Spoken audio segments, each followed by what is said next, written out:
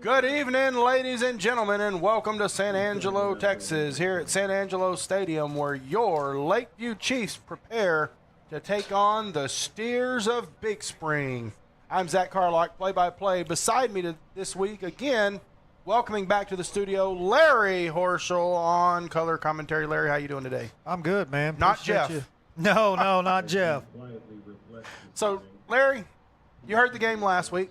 Lakeview's coming, or you saw the replay of the game last week. Right. Lakeview is coming off a heartbreaking loss. There's just no other way to describe that game. Right. Very well played game between Pecos and Lakeview. Just a great game overall. Sure. Hate to see a loss that way where, player runs in an official on what should have easily been a touchdown. Who knows what would have happened with a two-point conversion in overtime. You never know. Sure. But you just hate to see your team lose it that way. Sure. Okay? Now, you've coached before. Right. Okay, coming into a game like this against a team that you very well have the ability to beat, Right. or should have the ability to beat, coming off a loss like that in that fashion, where's the mentality of the players on that team coming into this game, or where would you like it to be? Well, first of all, you don't want to dwell on the past, number one, because that when you start doing that, that's when you turn one loss into two. Right. Because you just can't get past it, right? Sure. You know, I've always said as an athlete, you have to have a pretty short memory.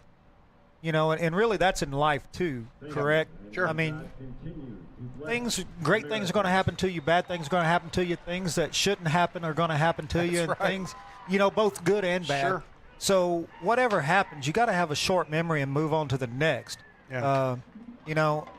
I was saying this before freaking Frozen came out. Next right thing. Yeah. And it really is that deal. Lakeview can't go back and change what happened. Yeah. Maybe they can change the route a little bit, maybe. Yeah.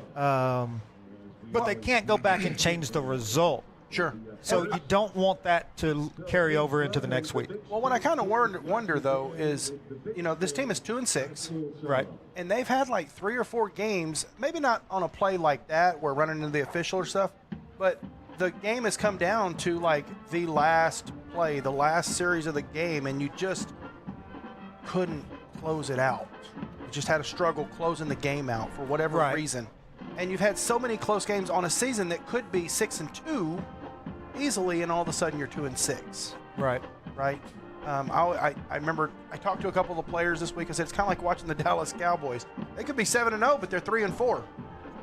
And it's funny you bring that up because I think that somebody asked Jimmy Johnson about the same thing, and Jimmy flat said, you work so hard that when you walk into a game, you don't think you're going to lose because you're just bigger, better, and more prepared. I like that.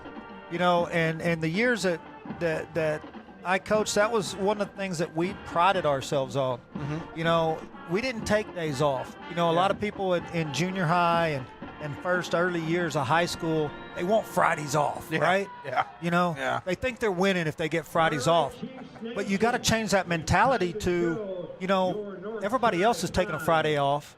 So let's get to work because we may not be genetically more gifted, but we can outwork them to that point, or at least give ourselves the best chance that we can. Absolutely. And that was always my mentality. It was kind of nice to listen to Jimmy Johnson, who's won Super Bowl since I haven't, say the same thing that my mentality was. Mm-hmm.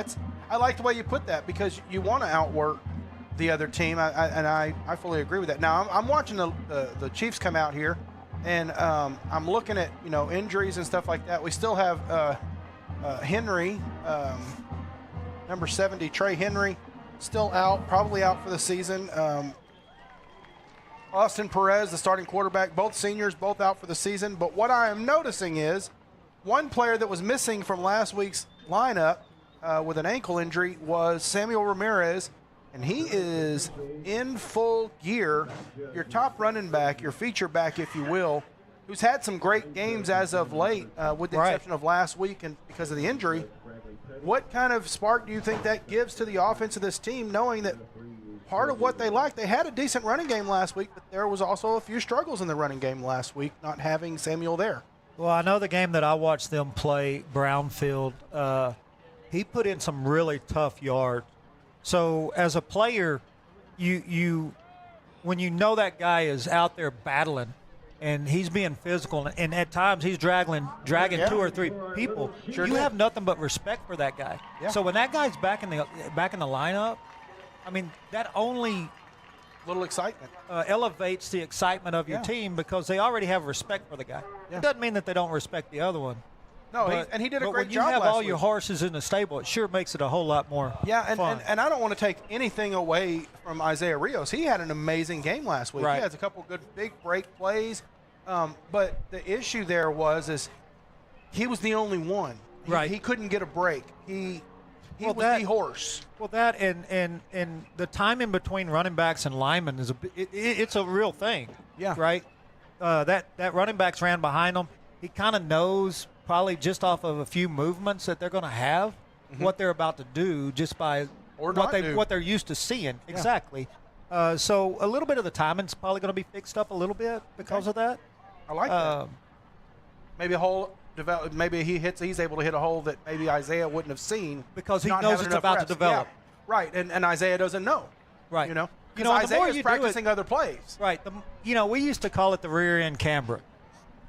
If you aren't in the camera, you're not in the correct hole. Fair enough. So if they're blocking down, and you're coming around, if you can't see their rear end, Yeah.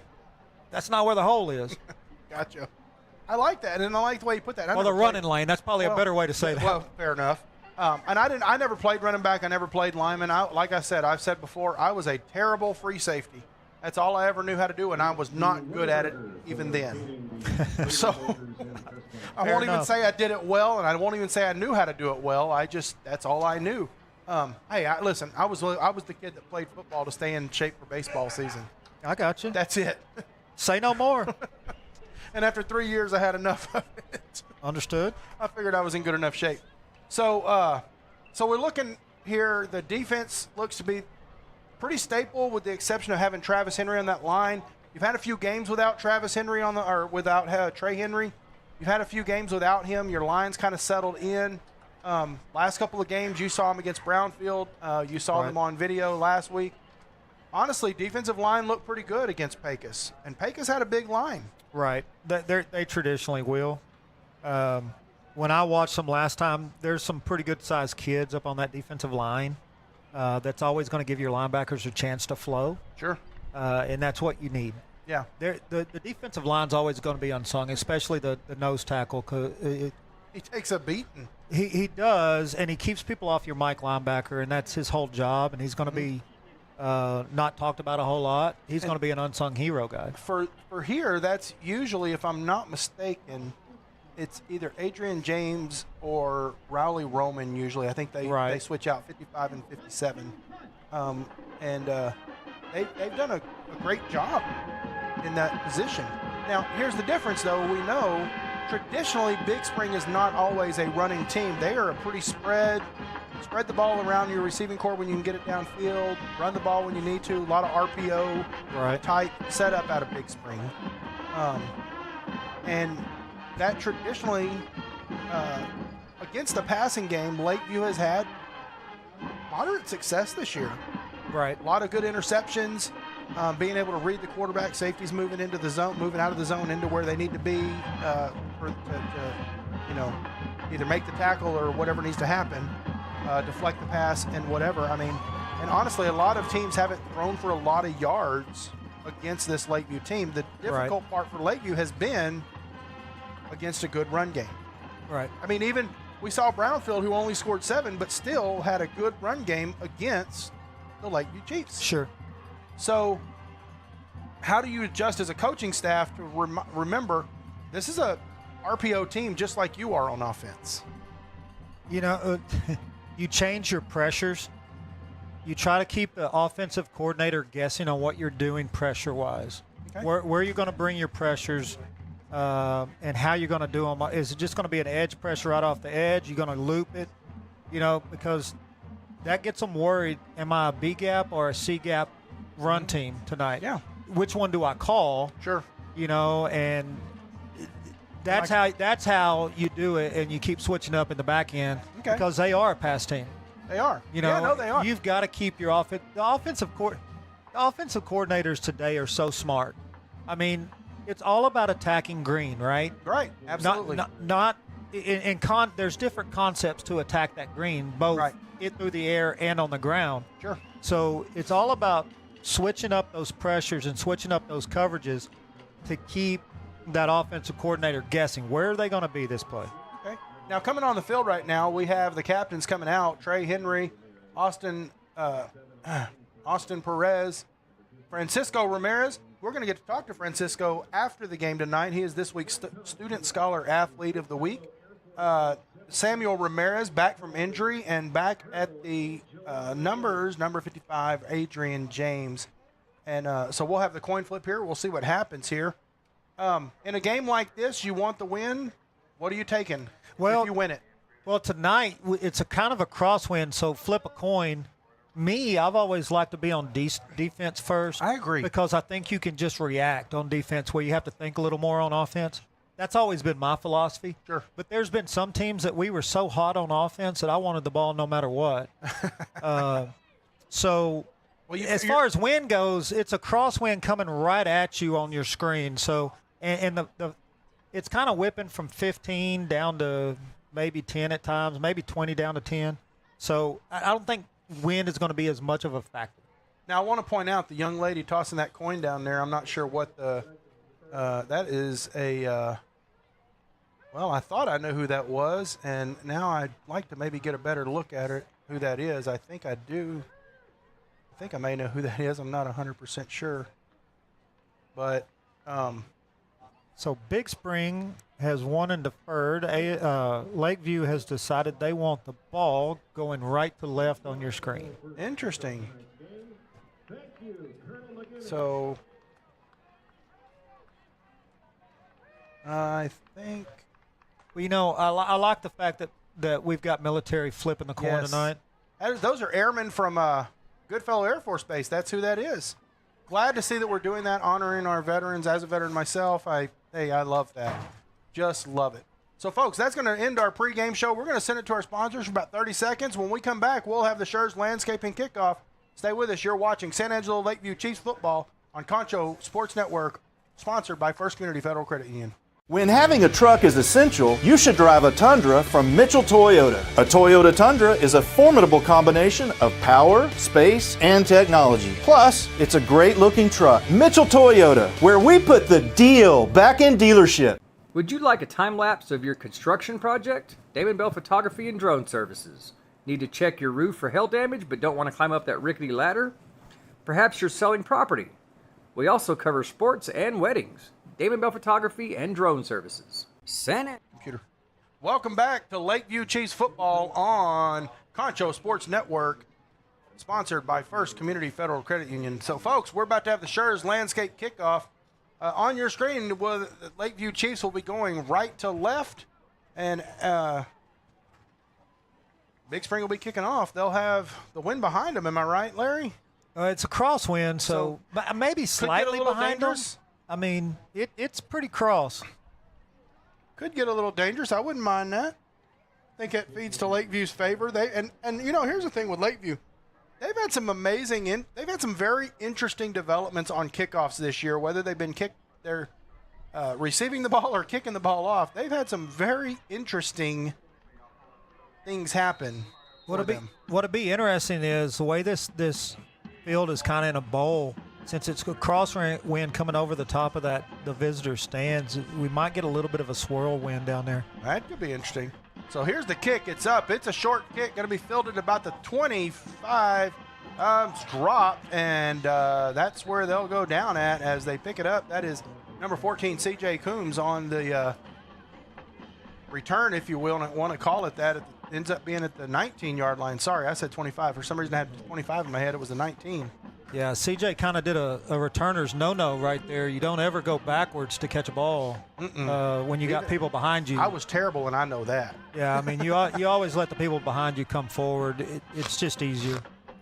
It looked like Francisco Ramirez had it under control, and Right. just kind of little mix-up there as they get set with a 2-1 extra protection there in the backfield with C.J. Whitfield in the back, or Calvin Whitfield there as an extra man in the backfield, and Braylon White goes into motion, and that is to Isaiah Rios as he's across the 30 to the 35-yard line roughly before he's driven out of bounds at the 37. First down, Chiefs. Yeah, no. Right after the bat. Yeah, Right just off the bat. just an outside zone, and they ran a slant with number 3, and it cleared out the linebacker. It was nothing but green grass in front. And you know what? If I'm on defense, I probably would have thought 3 was getting the ball. First time back on the field, I would have thought the same thing. Instead, they hand it to Rios, and he's gone.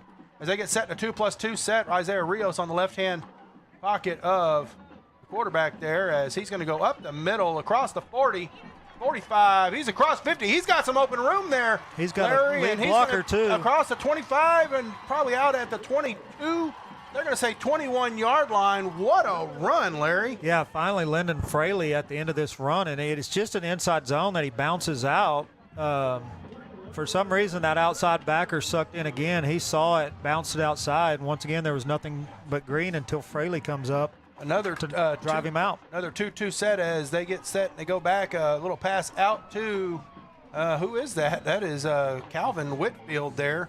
And a good pass by Alviso. First pass of the night for Alviso. Gets 2 yards. Puts Lakeview into the Angelo MRI red zone for the first time tonight on this first drive. You know, and that was a good play by Big Springs Hughes out here at corner. He read the quarterback's shoulders turn, and he triggered immediately.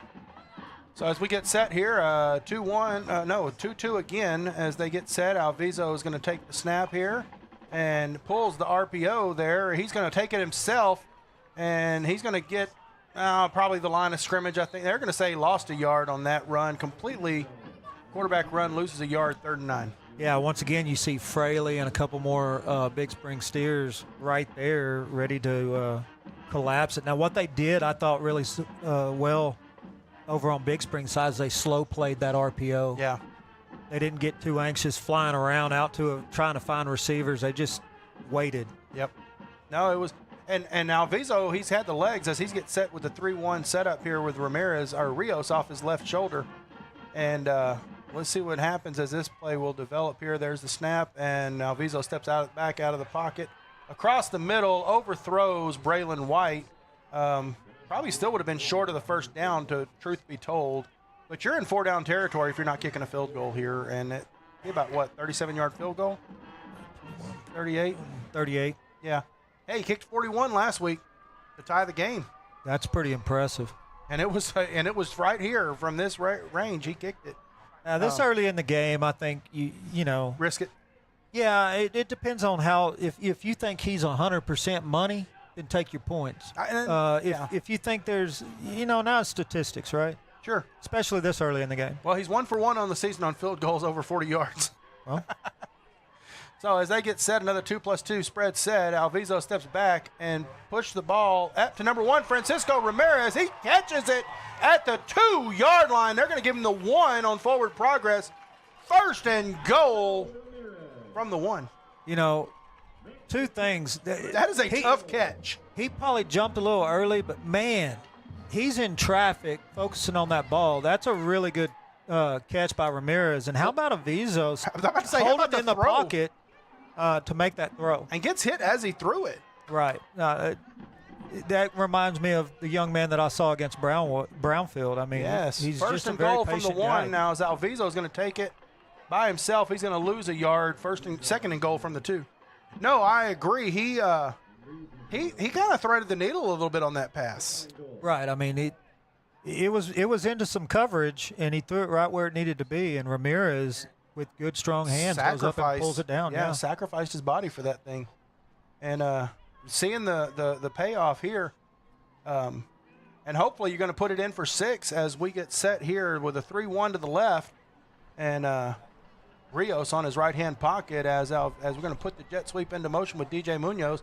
And we're going to go, the shoulder throw, and they're going to, no interference there, just didn't come down with it.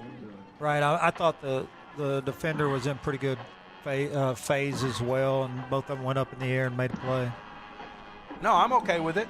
Of course, I'd like pass interference, but I'm okay with that. It was a We'd good play. take it. Yeah, no doubt. I'll take a bad call. I don't mind. Right. I mean, they were in good position, and they were looking back. It's not like they weren't trying to do it either. Hey, talk about this here. We're going to change this setup into more of a jumbo package here. Put everybody right there in the middle. And there's the snap. And, little pick out to Braylon White. And he's going to lose about 9 yards. But we're going to have a flag on the play. Probably going to be a personal misconduct play. Foul. Either that or a face mask, possibly. Oh, there's it is. That's going to be first down. Give you a new set of downs from the 5. Right.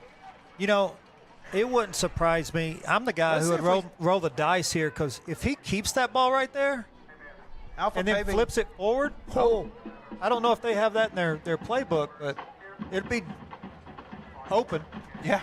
And looking at the replay by Alpha Paving there, clear as day, the second defender, the first defender had him down, the second defender came in and grabbed it. Right. Didn't even need the second defender. He had him down. So kind of and that's going to give him first and goal from the 1. I said the 5. That's from the 1 as they get set first and goal from the 1 again. And so get to try this over again as they get 2 in the backfield with the 2-1 set, and handoff to Rios. And he's not going to get it, going to lose a yard. Defensive line ready and waiting for him there from Big Spring. Right. They tried just a regular ISO with the lead block with the sniffer back. And the sniffer back actually got there a little early. Able to squish it down.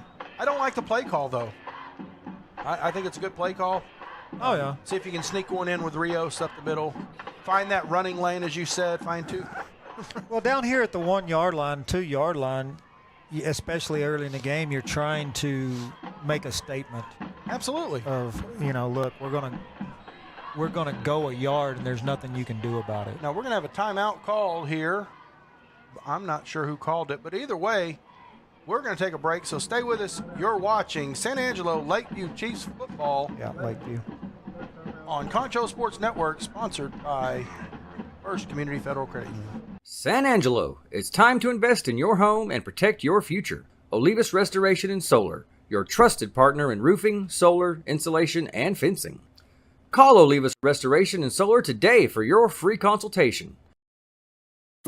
At VGI Technology, our mission is to connect and protect our communities using innovative technologies while providing an exceptional customer experience. Everyone on our team took part in creating this mission statement, and everyone on our team is committed to stand by every word. So for your home and office internet, security, cameras, and smart technology, call on your neighbors at locally owned VGI. VGI, to connect and protect. Welcome back to San Angelo Lakeview Chiefs football on Concho Sports Network, sponsored by First Community Federal Credit Union. And here we go, second and goal. Second and goal from the 2. And that was a Chief timeout there taken. Hopefully just set this up and put the ball right into the end zone right here as we get set 3 stacked to the right-hand side. And Alviso pulls and goes to White. Touchdown, Chiefs! 2-yard pass from Alviso to Braylon White. Little roll out to his right and hits Braylon White for the 2-yard touchdown pass. 6-0 pending the Dick's Key Shop extra point. Yeah, and you saw just a slant out by Braylon White. Really tough to defend because... Tough to throw, too, though. Yes. Like I've said, anything to the outside is a smaller window. So we get set for the Dick's Key Shop extra point here by Rios as the ball is up and looks to be good. And it is 7-0, the early lead, 7:50 to go here in the first quarter. Your Lakeview Chiefs take the first lead of the night. What are your thoughts, Larry? Penny for your thoughts. Well, I love the fact that they went outside and then immediately went inside, and both of them were about 20-yard gains. Good runs by Rios. Right. 2 really good up-in-the-air catches, both by Ramirez and White. Showcasing your stars right there. Right. I mean, there you go, daddies, right? Yeah. They've been all year, so dance with the one that got you here. Hey, all you got to do now is get Samuel Ramirez in the mix, and we got them all running. Well, right now, Rios is doing pretty good, man. Let Ramirez rest that ankle for a little bit, hey? All right, well, they're going to get set here for the Schurz Landscape kickoff, and kicking into the wind a little bit, kicking into the – well, and here's what we know. Rios kicks a little bit of a high kick at times. Okay. Now, he's got the ability to kick that – I call it a direct kick. I don't know what you call it in football terms. I call it a direct kick. Just line drive it down the field. He has the ability to do that, more of a soccer-style kick. He is a soccer player. Okay. And he certainly has that ability. So it'd be interesting to see what he does here with these winds and everything going on here in the mix of the weather tonight. Well, to be honest, sometimes you kind of like a line drive, especially if your coverage guys can go down and cover. Okay. I always think about the player that you find the guy you're aiming for, kick the line drive and hit him in the head and bounce the ball up for the onside kick. Well, as a coach, I'll be honest. When I was on the sideline, I was looking for I was looking in kids' eyes. Yeah, who was scared? You could see it all. Maybe not scared, but who wasn't as confident? And look at that, driven right out through the end zone for a touchback. I mean, what a kick. That's just another good kick by Rios. I like it. And that's where Big Spring will take over at the 25-yard line, 1st and 10. Yeah, no, that was a great kick. It is kind of off a center where you don't ever want to put one down the middle of the field. Sure. Ever. Because that gives them a two-way go. So we're looking here at the starting defense here for the Chiefs. And Alviso right back out on the field. And I think the matchup I really like is this corner right here. Kentrell Johnson, a good player, as they're going to flip back to number 4 for Big Spring. And he's going to get taken down at the 22-yard line, loss of 3. What happened here? Break this down for us, Larry. Yeah. Let's go back to the well, they're going to jump right back up into a play. Kane Valenzuela's number 4, as they're going to hand off again up the middle. He's going to gain about 7. Looks like he's going to gain now about 8 yards, 9, 10. Just stop now he's going to have a first down. That first play, it just looked like Lakeview wasn't ready. I mean, even the receivers down here, this is just hard running. There's nothing more to it. They're trying to strip the ball instead of make a tackle. Yes, that's exactly what I wanted to say. I see him trying to strip the ball instead of making the tackle, as another run up the middle as number 10, the 3rd different running back running the ball here for Big Spring. Completely expected Big Spring to come out in a passing offense, or at least an RPO, and 3 straight runs.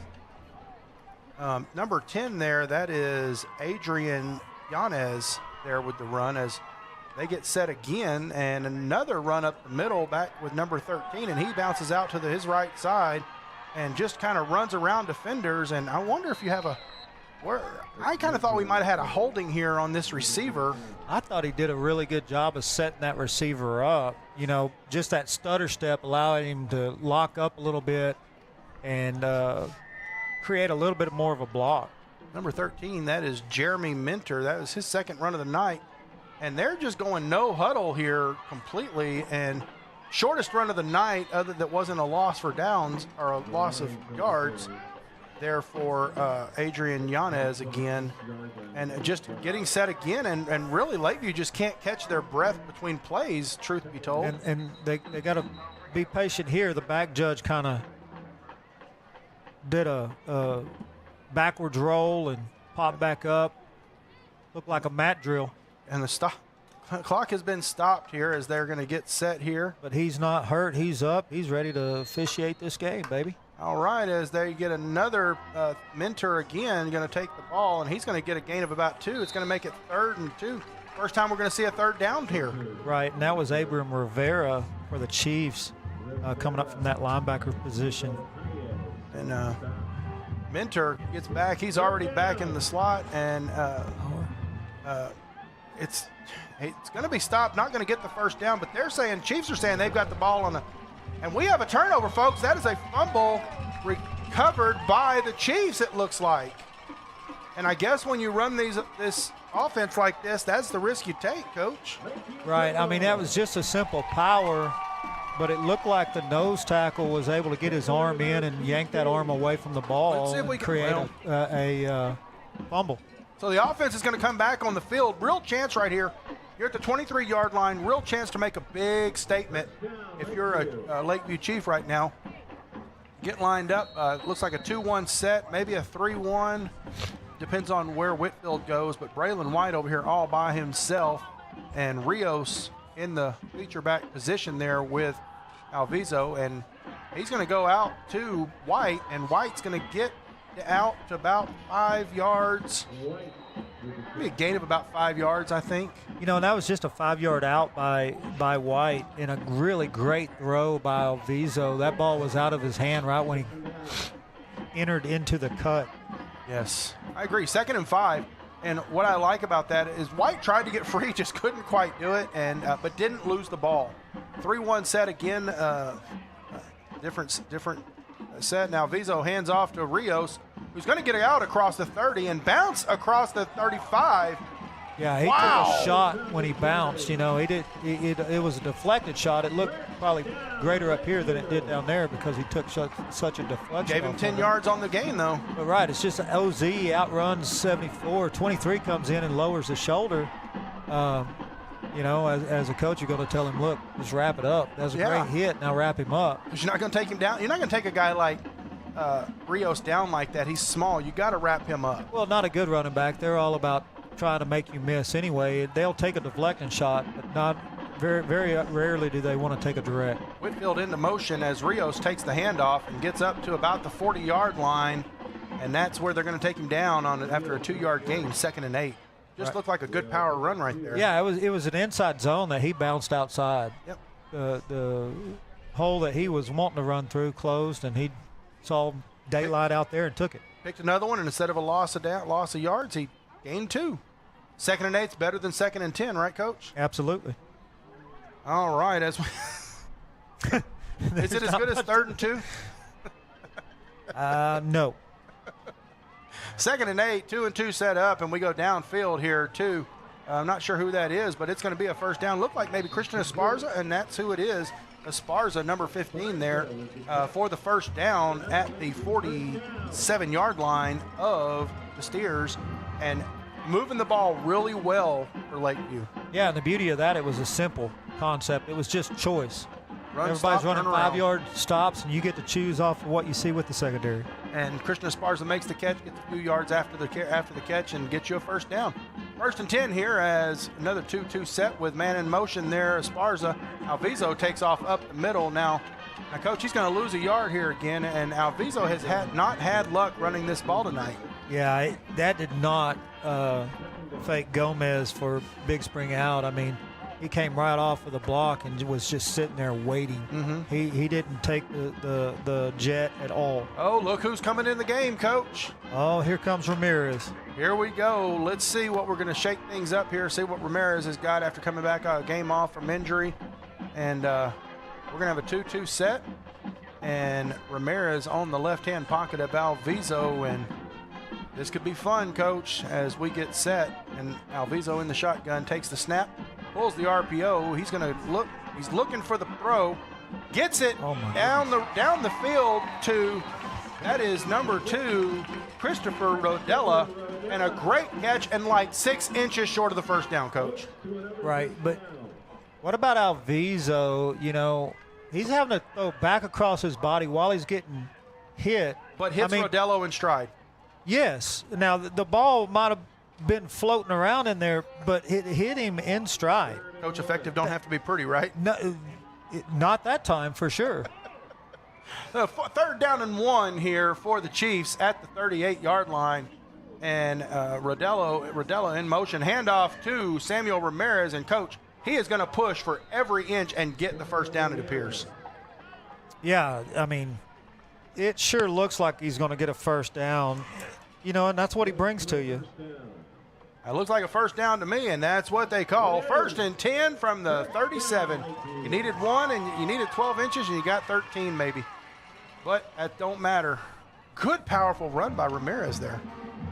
Yes, it was. I mean, that's a senior that is going to battle for their yard. You know, that's what they do. 2-2 set as Valviso takes the snap, he's hits got a hold. Braylon. Oh, overthrows Braylon White, had him wide open, just overthrew him.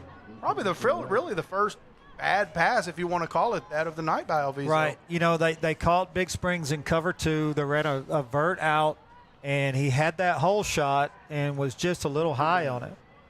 It happens, but and really not that bad of a pass. Probably only about a foot over his hands, but not too much. So you know, and he's been pretty accurate tonight. he sure has. They haven't always looked pretty, but they've been accurate. Absolutely, Coach. 2:27 to go here in the first quarter, and Alviso takes the run himself, and that'll be the first run for positive yardage by the quarterback as he gains. Are they going to say 1 or 2 yards? Looks like they're going to say 1. That was David Franks from the backside, just getting flat down the line to make that tackle on Alviso.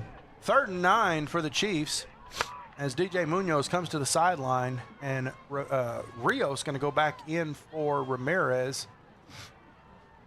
Looks like we got Calvin Whitfield and Braylon White here on this side, and Esparza and Ramirez on the far side set here as receivers. There's the snap, and Alviso steps up into the pocket, goes across the middle of the field, intercepted by Big Spring. And yeah, it's going to be number 2, William Flores for Big Spring, who's still running down the sideline. And get knocked out of bounds at the 38-yard line of the Chiefs. So about he ran it all the way back to about the same place as they fumbled it. And I kind of wonder, was Ramirez supposed to come further across? Or He might have led Ramirez a little bit right there. I think Ramirez was the intended target. That's the only person I can think of, unless he just threw it way short. But I have a hard time thinking that. No, as much as I've seen him, I haven't seen him leave balls short. Yeah, yeah, exactly. Long maybe, but never short. So I'm going to go with Ramirez was the intended. So here we go. We're going to try again with this hurry offense, really, that Big Spring runs, and run up the field, and he's going to get the first down at the 25-yard line. They're going to say the 24. It's going to be 1st and 10 for Big Spring as that was Xander Garza on the carry. 22? Yeah, it was just an IZ, just an inside zone. And Giannis is getting his team up to the line, telling them get ready as he goes to the first pass we've seen from Big Spring all night. And the receiver makes the first defender miss, but he's still only going to get 7 yards out of it. 2nd and 3 here. Right, that was number 6 for the Chiefs, Diego Paez.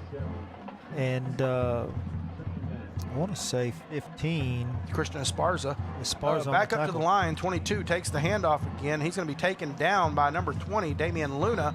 And it's going to be 3rd and about 1 yard. Yeah, I know Monreal was the first guy to get his mitts on him from this Mike Backer position right there. Got him good, too. And old Luna come in there to help him out as they get set and run up the middle. And it's going to be a tackle for a loss there. And they're going to lose about a yard. 4th and 2 now.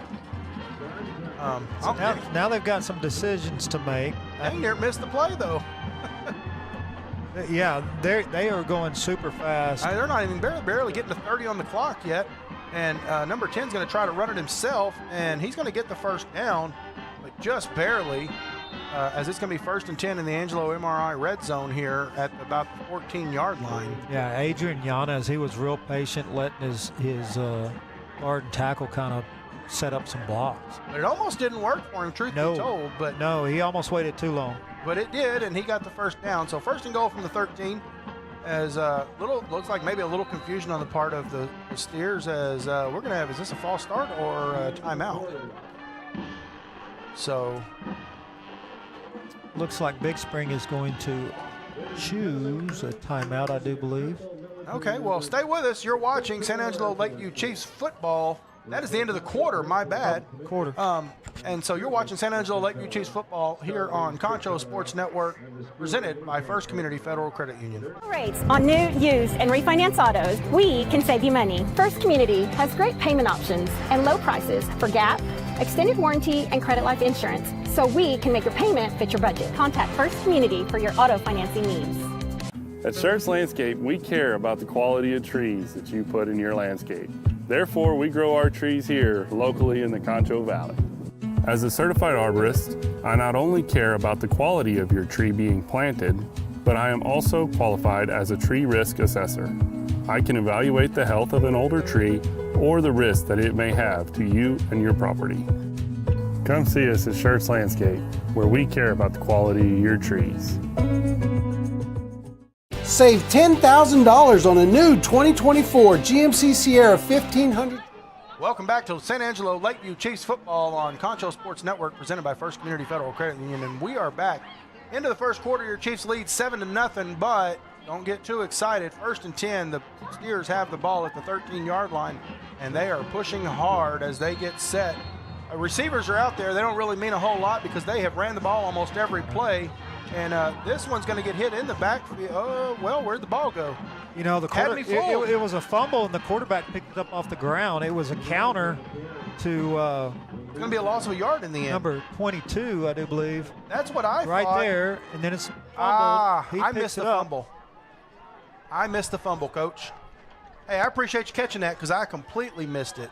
As they get set there, and a short gain again. And you mentioned that Big Spring has Lakeview on their heels. These last 4 or 5 plays have all been very, very small gains. Yeah, no, it so far this Chief 9. defense has bend but don't break. Once they get down here, they tighten up their D-line, and linebackers just start filling. On the 3rd and 9, they go for a passing play, and that's going to be a touchdown to number 4. I don't have that one. Kane Valenzuela for Big Spring with the catch and touchdown. So they're going to get set here for the extra point with 11:08 to go here in the half. And I noticed they don't take a whole lot of time off the clock in their series. They had only taken on their first drive about a minute and a half before they had a fumble.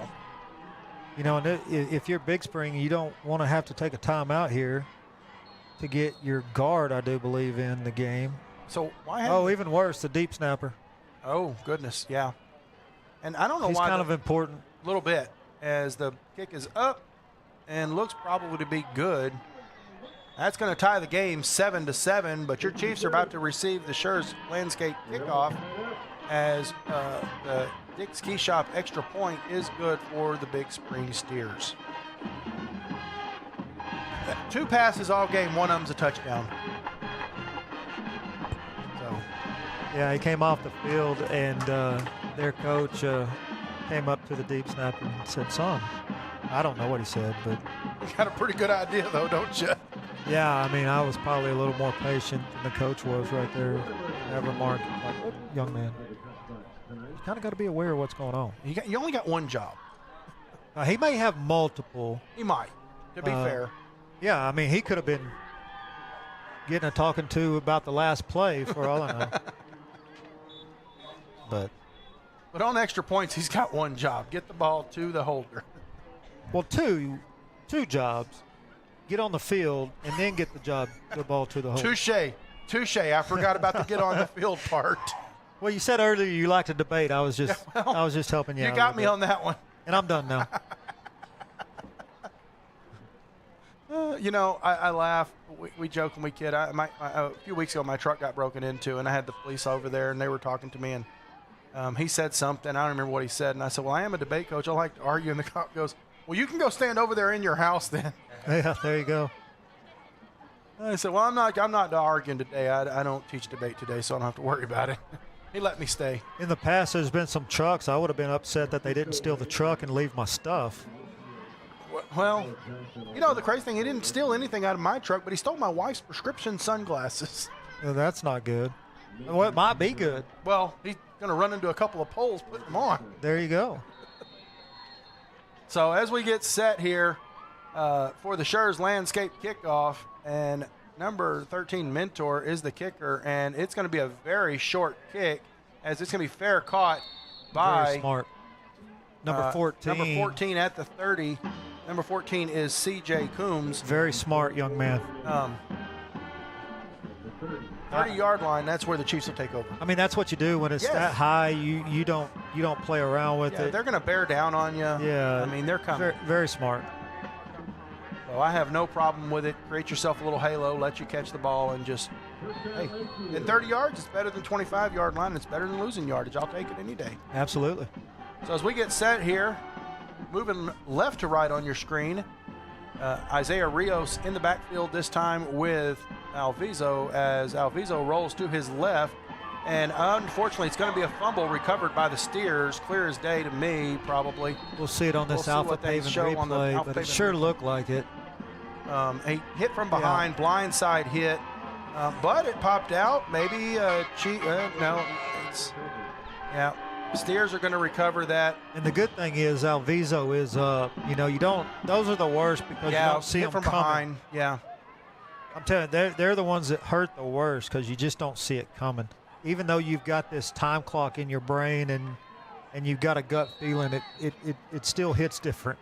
Yeah. Oh no, I agree, and it's an unfortunate situation as it's going to go down as a fumble turnover there for the Chiefs. And here come the Steers out with a man in motion jet sweep area, and Giannis steps back as it's going to be a loss of yards on the pass. Great job by number 6. Paez again. Paez for Lakeview. He is just one of those players that's everywhere. Out here at outside backer. He sees it from the get-go. Loss of 5 yards on that catch. 2nd and 15 the play here. As, again, they're getting set up really fast. And Yanez hands off to number 13, that's Mentor. Mentor, he's going to get about 3 yards on the play, make it 3rd and 12. Once again, all that was counter, and try to get right behind that guard and let him set up the block, and that's what he did. And rush out for the next play as Giannis is going to get set for the pass, and it's going to be, I think it's short. They're going to say incomplete pass. That'll stop the clock at 10:05 and 4th and 12 now. And good play by the Chiefs putting pressure on Yanez there to force the throw and end up being a bad throw. Absolutely, just the pressure had him putting it in the dirt. And they're still rushing out of this play. No need to rush. They're rushing out anyway. And almost. They're going 5 wide here, Coach. Yep. But they're hiding a tight end right there on this side of the screen. And as there he is.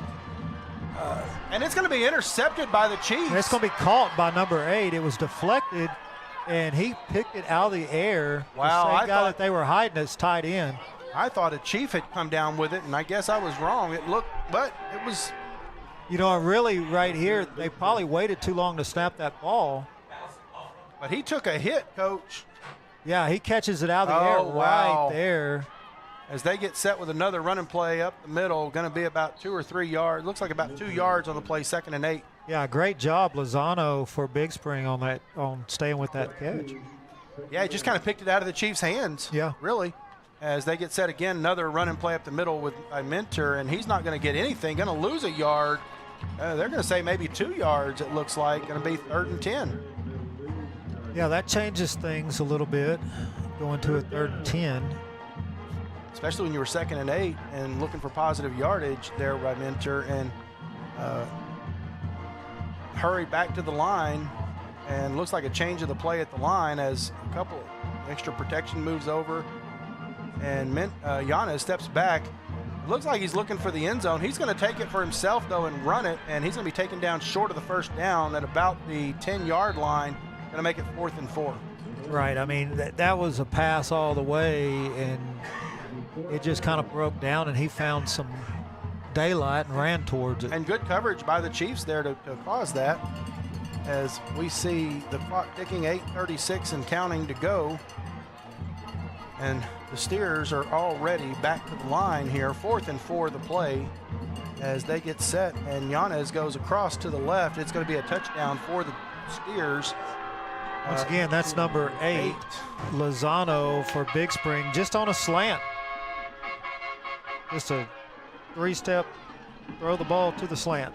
And if you're the Chiefs, the game is far from over, obviously. We're still in the first half. I mean, you're down 13-7. You're only down by 1 score. You just want, well, here's the kick. The Dick's Key Shop extra point. Not very high, but it's good enough. Going to make it 14-7. You've had a couple of turnovers, interception, fumble. You just want to take control of the game, to secure the ball, keep the ball safe, and just get down the field. Because you haven't had a whole lot of luck doing that these last couple series. Right. I mean, you're telling Olivas right now, look, shake it off. That's 2. Just be calm and manage the game. If it ain't there, get rid of it. We'll fight another down. It's not that big a deal. And those blindside hits are going to happen. I mean, Yes, sometimes they coverage are. breaks down, and you don't see them coming. And you're right, that is a hard hit. It has to be. I mean, I've never experienced it, but it has to hurt. There's no question. Absolutely, but that goes back to what we were talking about at the beginning. You know, it's easy to woe is me, get down on yourself. Why, I don't know, because we're in the second quarter, but it's kind of the feel that you get, you know, and it's like, no, let's go. Turn the page, move on, and answer the bell right here. Agreed, Coach. And it's have the memory of a housefly, 10 seconds. I've never done the research on that, so I'll take your word. It's a old saying where I come from. Have the memory of a housefly, 10 seconds. Okay. It's just. Is that because the housefly was dead within 10 seconds? I hope so. If he comes into my house, he is. Okay. Yeah. Well, if my wife finds out. Char's landscape kickoff here is pretty much an onside kick, because it's going to be down at the 45-yard line of the Chiefs, and that's where the Chiefs will take over 1st and 10. Intentional? He got all that. Yeah, I think so. He just got underneath the ball really well because he kicked the tee further than the ball. He sure did. I didn't even catch that. Yeah, I mean, he got right up underneath it. Good job by Lakeview on being alert right there. Hey, I'm going to tell you, that's how I know you were a former coach. You caught that the tee went further than the ball did. So as we get set, it's a 2+2 set. Rios off the left-handed pocket of Alviso as Alviso prepares for the snap in the shotgun here. And Alviso goes out to Braylon White, who gets across the 45 to about the 47, going to make it 2nd and 8. You know, and that was number 7 from his defensive end spot, getting all the way out there to bring Braylon White. That is Richard Gomez. Gomez, yeah. He's a guy that's kind of caught my eye a few times tonight. He plays really, really hard at that DN spot. All right, we get set for 2nd and 8. Another 2+2 set as Alviso gets set here for the snap. And pulls the handoff and goes downfield to DJ Munoz, who breaks a tackle and before getting taken down at the 32-yard line for a 1st down, Chiefs. You got to like that Alviso stepping right back in and delivering a ball. I like that. I like the coach saying, "Here we go, let's go," and Munoz, let's send it down the pipe, right in the middle of the field. Yeah, and what a run by Munoz to get extra yards. So they get set again here in the 2+2. Alviso set again and takes the snap, hands it off to Rios. Rios tries to turn up. Nothing doing, but he's still going to end up with a yard or two out of it. I'm going to go out on a limb and say Gomez is the one on the tackle, and I do believe he was the main tackler here coming down the line from DM. Sure looks that way. Right there. Sure is. They're going to have to account for that guy somehow. Right. He's been in a lot of plays already. 2nd and 9 here for the Chiefs as they get set again. Not a whole lot changing set-wise as far as what they're showing Big Spring here.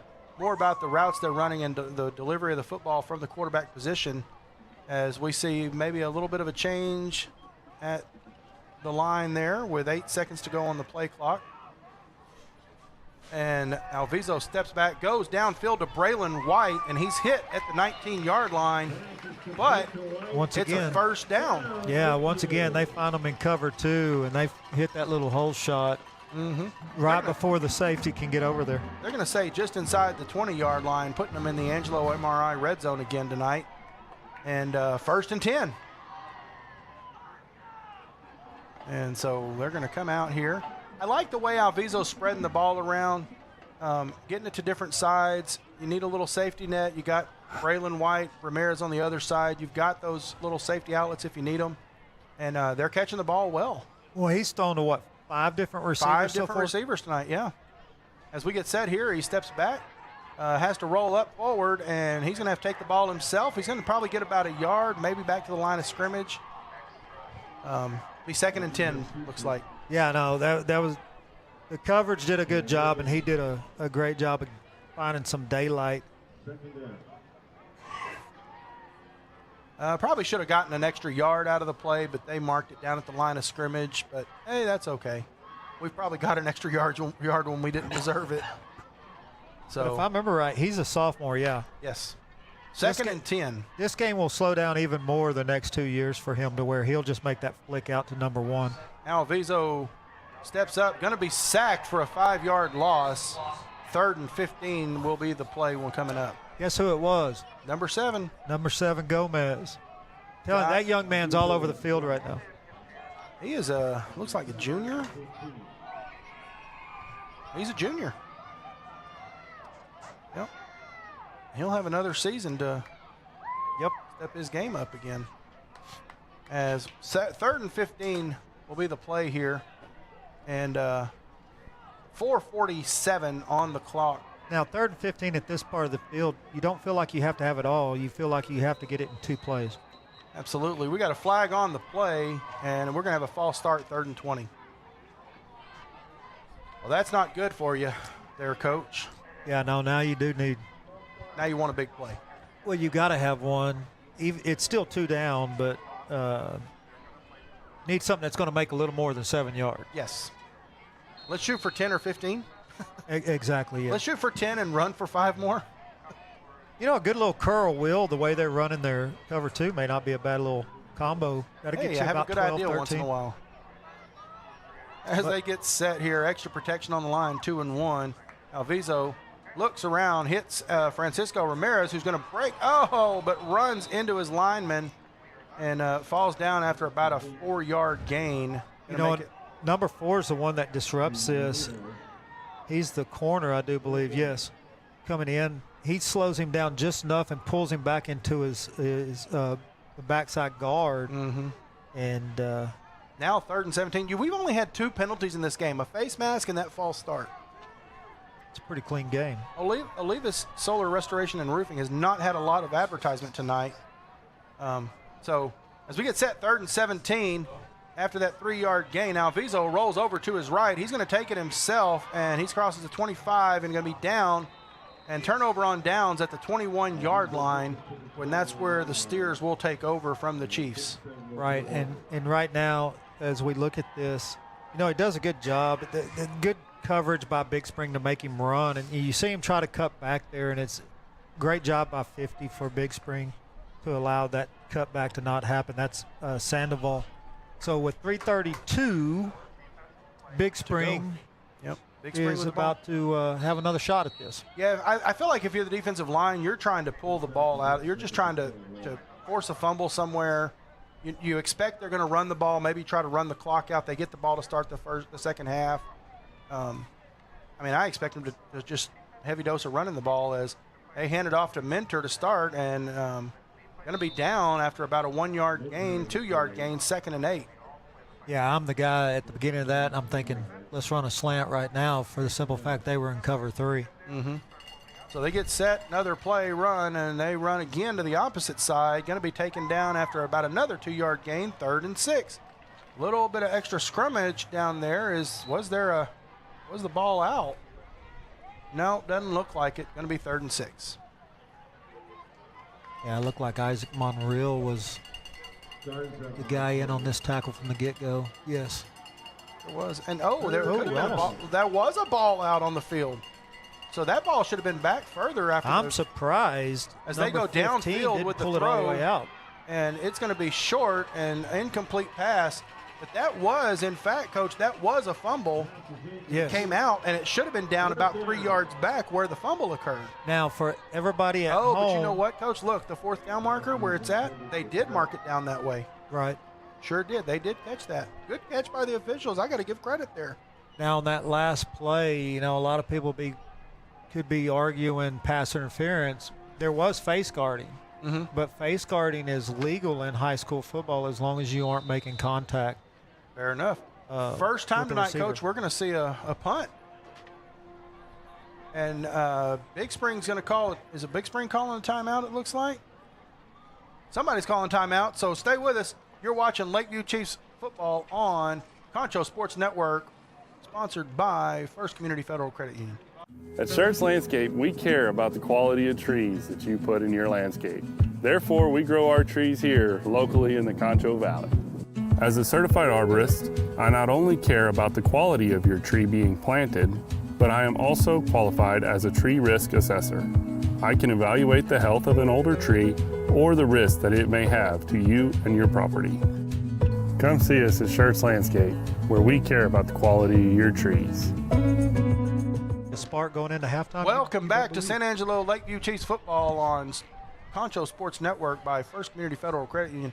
I like the way you said that there in the break, Coach. Send the house at them. Yeah, I wouldn't even send anybody back right here. I'd send all 11 at you.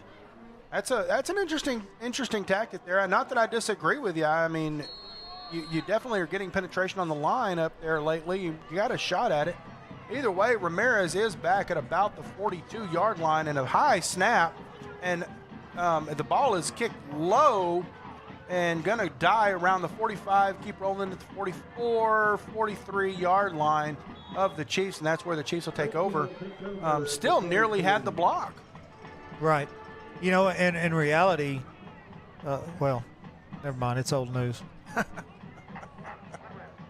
Now you got me, Coach. You had me curious what you were going to say. Well, and I then mean, you stopped. the ball basically stopped where it was going to anyway. So one more rusher down there, you know. Yeah. With 2:26 left, going into the half, and you're trying to spark them, that'd be a great spark. It sure would. It'd definitely shift momentum for you. That's for Absolutely. sure. I mean, because you put them back up, they go 3 and out again. Now you got a chance to go 7 up.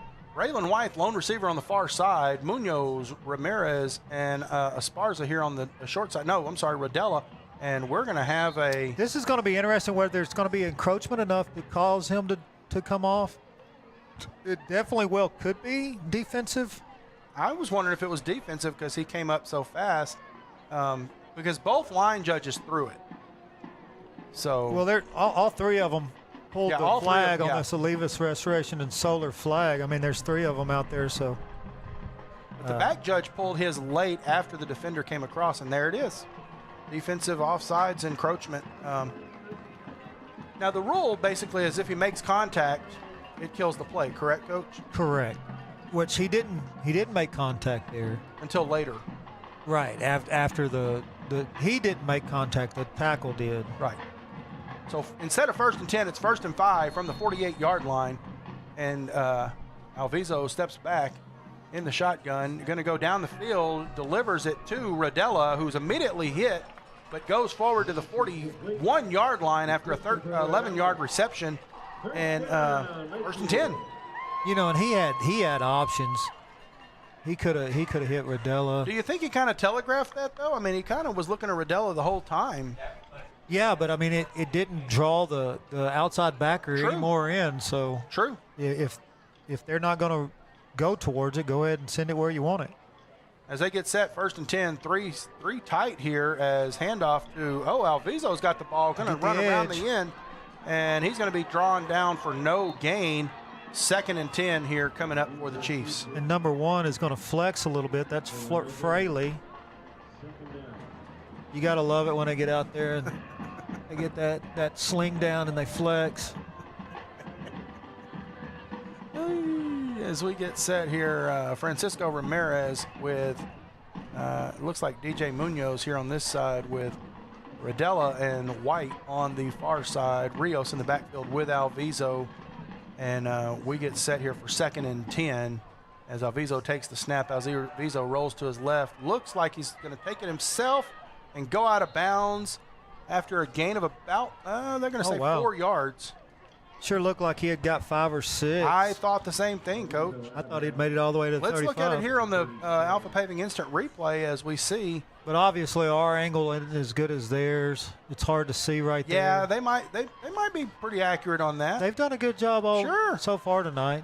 I'm not complaining at all. I mean, even the back judge did a good backwards roll and pop up. So 3rd and 6 here for the Chiefs as they get set in the 2+2 with Rios here as Alviso rolls out to his right and gets taken down at the 49-yard line, going to make it 4th and 18, and big, unfortunate. Yeah, loss. that was David Franks for Big Spring, who gets off, and Alviso just could not get the edge outside of him.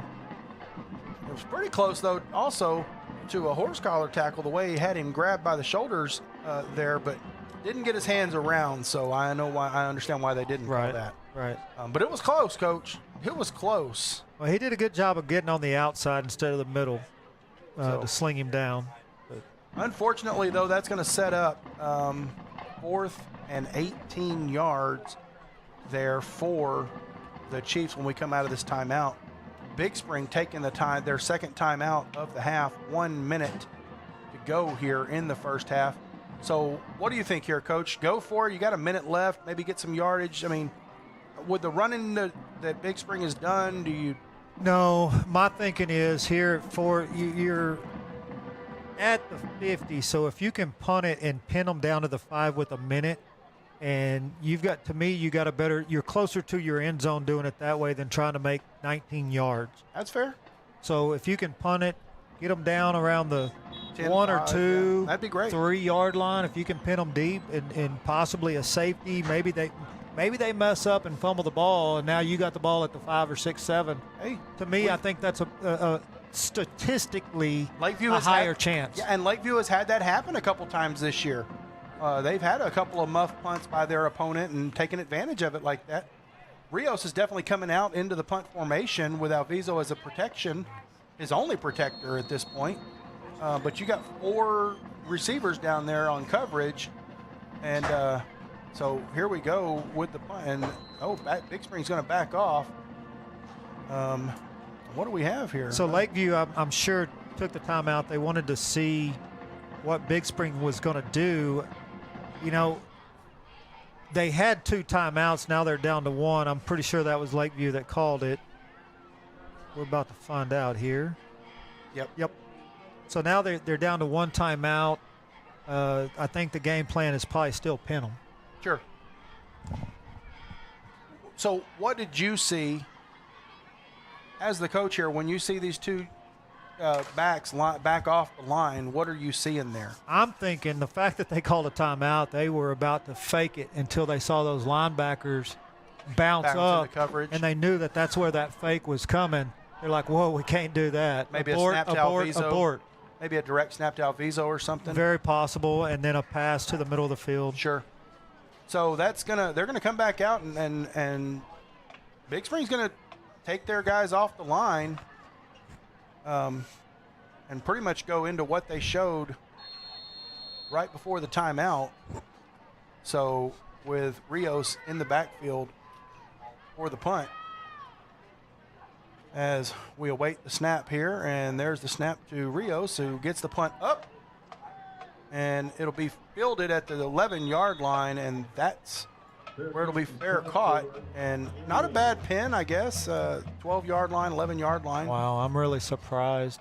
You know, everybody's seen that fake that North Texas did on Arkansas, where the guy caught it and didn't and call then the step 2 steps. Right. You know, there's a rule. You've got to pause after that catch, and it's got to be a definite fair catch. And the fact that he was jumping around and ran off, they could have easily called a penalty on that.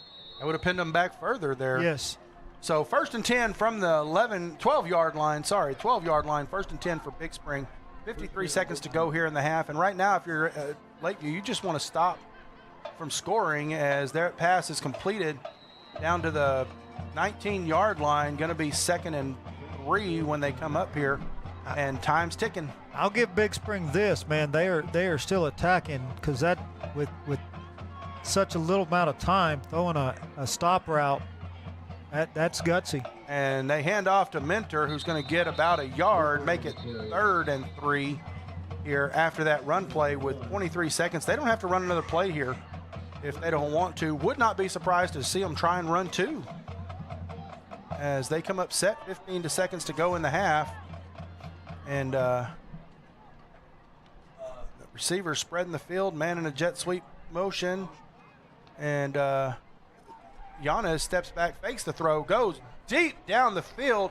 That's gonna Receiver be falls, big. interception by Francisco Ramirez. He's gonna have He's some got field. some room, and it's just a matter if he can cut back far enough as he's going to be taken down. Oh, he's now going inside the 15, be taken down at the 14-yard line, and And the time's going wow, to elapse on this return. what a good return! But you even the You got turnover to be battle. somewhat aware of the time, Yes, right? sure. Wow. I'm surprised they decided they were going to throw it right there because, I would have thought another run, try to open up something big, and well, you know, when you throw the ball, there's two things that happen that neither one of them are good. It either stops the clock if you don't catch it, or two, it's picked. yep, So 2 out of the 3 things aren't good. right. Yeah, and Ramirez makes a great return. I think the key thing here is you got an interception going into the half. It's got to help your momentum a little bit. You're down 14-7, but you evened up the turnover game. Each team's got an interception. Each team's got a fumble recovery. So you're dead even. The only thing you're not even on is the scoreboard at this point, coming up with the second half. Right. What adjustments do you think Lakeview needs to make while the band's set up here? What do you think Lakeview needs to adjust on here in the second half to come out successful here? Well, I think what they did so good early in the game is when they were running outside zone, they were running slants by number 2 or they were running posts by number 2, but they were clearing that outside linebacker out. Mm-hmm. So it made it a little easier. All you had to hook was the defensive end. If you could get him hooked, you had a lot of green. Mm-hmm. So when you're running your OZ, instead of stalk blocking that, either that or crack blocking, even though I know crack blocking is illegal, but you can shield block. Right. Any way to get that outside backer out of there on your outside zones. Keep doing what you're doing. They're attacking the middle of the field, which I like a lot, and that's what you want to do against cover 2. Fair enough. If you can get them caught in cover 2, run a few more benders. And what I mean by benders is play side flag, backside post, because that's just a cover 2 killer. I like it. The curl follows, or the follows will be great for cover 2 killers, and cover 3 for that matter, because the outside backer's too far in to get out to that follow route. So hit some hole shots down the side and do enough benders to open up in the middle of the field. I like it. So, folks, that's going to kill it for the first half here. We're going to let you see the halftime show. Enjoy. We're going to take a break. We'll be back a little bit later for the second half.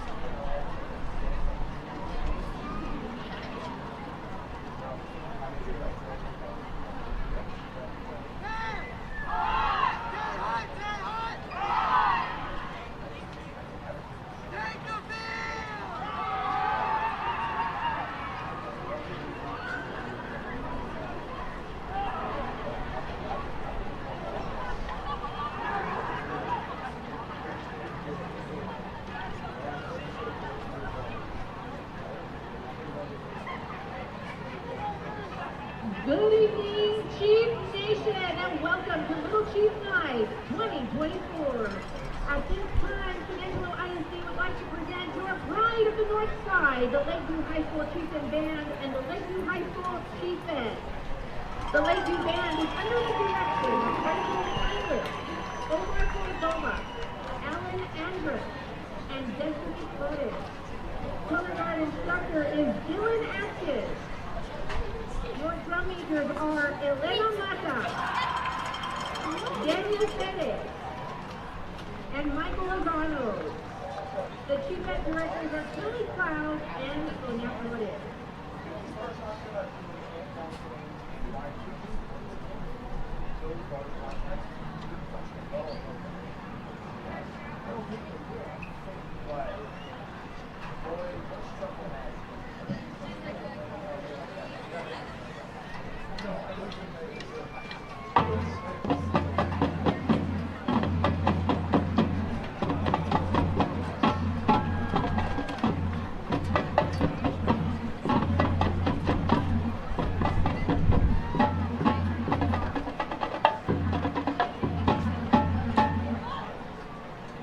Your 24-25 chief band officers are Captain Isabella Serrano, Captain Oksana Marquez, Lieutenant Abigail Martinez,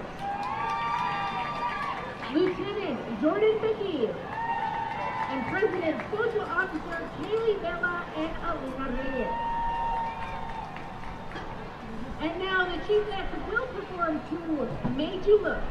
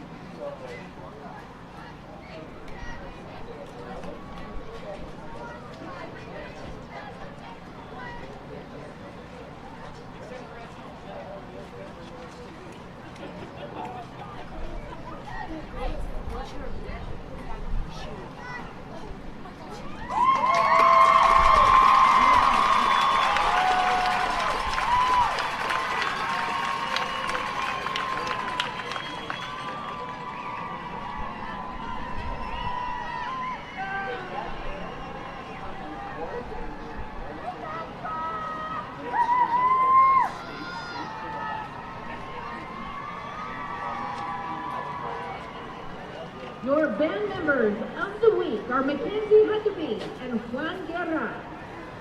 The section of the week is the color guard. And now the Lakeview Band will now present Thriller.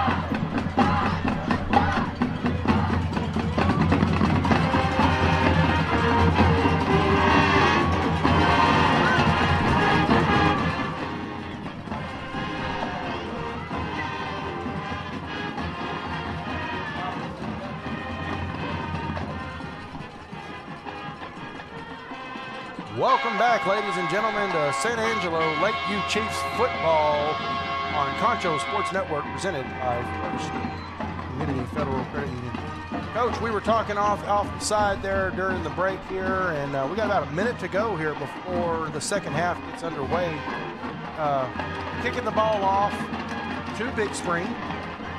I just feel like you got to come out, all hands on deck, and take the ball away and stop Big Spring's offense. Well, I mean, I know that sounds obvious. I'm going to be Captain Obvious for a little bit. You know, the third quarter is huge. I've always said win the third, win the game. Okay. You know, I know a lot of people say the back four and the front four. I've always been more the third quarter. Win the third, win the game. Fair. Because you're obviously going to come out and play the first quarter of any game because you're running off of emotion, you're running off of adrenaline. The third quarter, you've kind of settled in. You know, you've went in at halftime as coaches. You have made your adjustments. Are your adjustments right? Mm-hmm. You know, and that you'll find out really fast in the third quarter. Sure. What the mettle of the coaches and the kids are. And I know it sounds obvious. Come out, take the ball. You need the ball back because you're down by 7 right now. You just need a stop. Yeah, and I think that's what I'm saying. What I mean to say there is, the stop is key to your momentum. I think. Right. It's huge to your team to be able to get that stop, and then it's two-phase. You've got to get back down the field and tie this game. I think that's huge for your momentum, I guess, is my point. In some shape, form, or fashion, you've got to somehow show dominance coming out of. Well, let's be honest. On the lines, we haven't really seen dominance by Lakeview yet. I feel like when the Lakeview's on offense, the defensive front has kind of dominated Lakeview's front 5. Right. I would agree with that. And they're definitely better than that. So as we get the kickoff here, and it's going to go into the end zone, and that's going to be a touchback there. And so the Steers will take over at the 25-yard line, 1st and 10. So, but we also know this Steer team, obviously, I am as surprised as anybody. Now, granted, I haven't seen them this year, obviously, but I'm as surprised as anybody in the stadium that they're coming out running every play, 7 out of 8 plays in a row. Yeah, I mean, they're doing it fast and doing it well. They know what they're about to run off your last run, and the next one's coming out 10 seconds later. So here we go as the little jet sweep, 22. That's not Giannis. I can't remember his name now. He's going to get up let's see where they take him down at, and it's going to be a gain of about 9 yards. Yeah, that was Garza or Big Spring on the carry. I couldn't remember 22's name. We'd only seen him carry a couple times in the first half, and both good runs.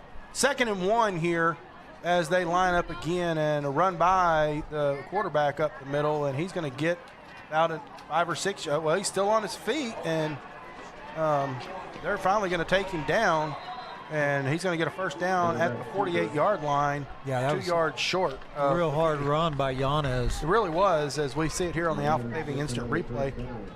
And I don't know about that hands up for a moment there up under the face mask. We got a man down here. Hey, we're going to take a break while they take a break, so stay with us. You're watching San Angelo Lakeview Chiefs football here on Concho Sports Network by First Community Federal Credit Union. Save $10,000 on a new 2024 GMC Sierra 1500 truck. That's right, you could save $10,000 on a new Sierra Pro Crew Cab. Drive a new GMC Terrain and save $5,000. Or save $5,000 on a new Buick Encore. $10,000 off a new GMC Sierra, $5,000 off a new GMC Terrain, or $5,000 off a new Buick Encore. That's huge savings. Mitchell Buick GMC, your hometown dealer. Welcome back to San Angelo Lakeview Chiefs football. Coming off the field there is number 57, Raleigh Roman. Looks like he's okay. Looks like he's going to be fine walking off under his own power. maybe a little stinger. Not sure really what's going on there. Either way, it's 1st and 10 from the 48-yard line of the Steers, 2 yards short of the 50-yard line for the Big Spring Steers here. 11:22 to go here in the third quarter as they get set for this first down play. As they put another man in motion, number 4, handoff, little pitch forward, jet sweep to number 4 as he's going to turn up the field, turn back, and finally turn up the field again about the 45-yard line. They're going to take him down, be 2nd and 3. A little bit of a different run there for Valenzuela.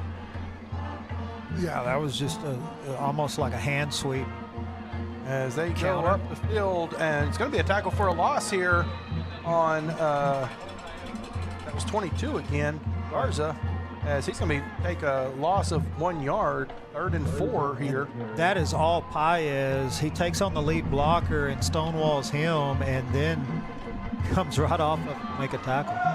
And a little pass out to the flat, and going to get, looks like just enough for the first down as he's taken out of bounds at the 42-yard line. 1st and 10, and that's where the Kentrell Johnson threw him out of bounds right after he made a first down. I thought Kentrell Johnson is a good matchup on those ends, and so they hand off again up the middle for Garza for about another 5-yard run, and they're just going to nickel and dime this, Coach. Yeah, I mean, they're perfectly happy right now getting 3-4 yards and killing a lot of clock. Well, I had someone tell me once, if they can't stop it, keep doing it. That's it. We're going to see. You know, and that once again, all that is a Q power. You see the backside guard pull and get up on the linebacker. Makes it down to the 29-yard line where it's another first down for the Steers, with Yanez there carrying that ball. And so they're going to get set here and hand off to Garza again, and he's going to be taken down after about another 5-yard gain. Well, I guess, about 5 yards, 2nd and 5. And again, there's already 5 seconds off the play clock, and they're already lined up, ready to go, going to snap it at about 8. They're just going right back to the same play, and I mean, both plays was just a running back power. You see the backside guard get up on the backer, and he just breaks off the guard's rear end. Sure does. And this run here, he gets down to the 10-yard line, going to be 1st and goal from the 10. First, another trip inside the Angelo MRI red zone for the Steers, and here they go as they get set 1st and goal from the 10, and another run up the middle, and it looks like he's probably going to be in the end zone. Let's see if they mark him. That's going to be a touchdown for the Steers, 20-7, ending the Dick's Key Shop extra point. Right, and now you see the same play just going to the opposite side. Well, like I said, we had a coach that always told us if they can't stop it, we're going to keep doing it until they do. You'll see it right here. There's a backside guard. They're going to kick out full 57. He actually missed the backer. It goes up and picks up the safety. Ironically, the first two touchdowns were both passes into the end zone. This was their first running touchdown, as that extra point is good, going to make it 21-7. Yep. They made good on the Dick's Key Shop field goal right there. They sure did. Or extra point. Sorry, extra point, yep. 9:16 to go here in the third quarter. So you didn't get the stop. Now you got to score, and you've got to answer the bell. You've got to answer, yeah. You know, and the implications tonight, there's a game going on in Pecos as well between Andrews and Is that Pecos game in this tonight as district. well? Yes, wow, sir. Okay. And at halftime, Andrews was leading 27-7.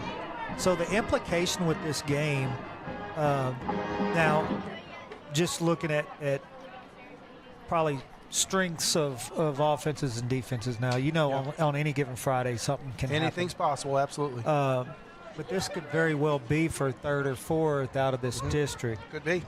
You know, it could easily be for 2nd, 3rd, or 4th. Well, the interesting thing depending on what happens next week. But the interesting thing here too is if Lakeview is able to come back and win this game, they have a chance to really disrupt the entire district if they can take out Andrews. Andrews, right? Yeah, and we could have a log jam at top first place at 3 2-1 teams and an 0-3 team. Right.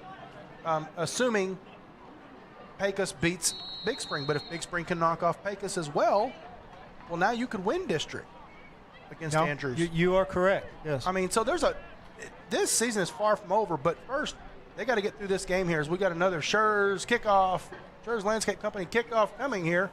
And it's going to go down the field and is going to be fielded by Rios and handed to Francisco Ramirez. He's across the 20 and knocked down. It didn't fool anybody. Taken down at the 24-yard line. First and 10, that's where the Chiefs will take over. I like this play, Coach. We had a team in New Mexico used to pull this. They get in a little huddle. They called it the star play. You didn't know who was coming out with the ball when they did that. And Rios just kind of stand there. He just kind of stood there, and Ramirez came by, grabbed the ball, and took off. Yeah, a little bit of starburst action going on there. So first and 10, the Chiefs will take over 2+2 set. Rios on the left-hand pocket of Alviso. Only seen Ramirez in here for a couple plays tonight. Probably favoring that ankle, but that's okay. We'll see what happens here as Alviso goes out to Ramirez, who's over across the 25. He's got some open field there, Coach, and he's going to be taken down as he's grabbed by that shirt sticking out of the top of his back. Yeah, but it's a first got down. him by the hoodie. Yeah, literally. But it's a first down either way at the 38-yard line after the 14-yard gain. And now see, I watched this after the play. There was some taunting there on the sideline. I may not have thrown for a personal foul, but I probably would have thrown a flag for the taunting there if I had seen it. Sure. Kind of flexing up at him. I'm like, why are you flexing? You just got beat for 14 yards. But Alviso, he's going to take this himself. He's going to go up the middle across the 40, across the 45, 50. He's got some open room, Coach. He's crossed 40, 30, the 20, driven out of bounds at the 18-yard line. What a run by Alviso, finally getting those legs to work tonight. Yeah, you'll see him just pull it down and then work his way outside, and then it's just a foot race. And he's going to be down at they're going to say the 19-yard line inside the Angelo MRI red zone for the Chiefs.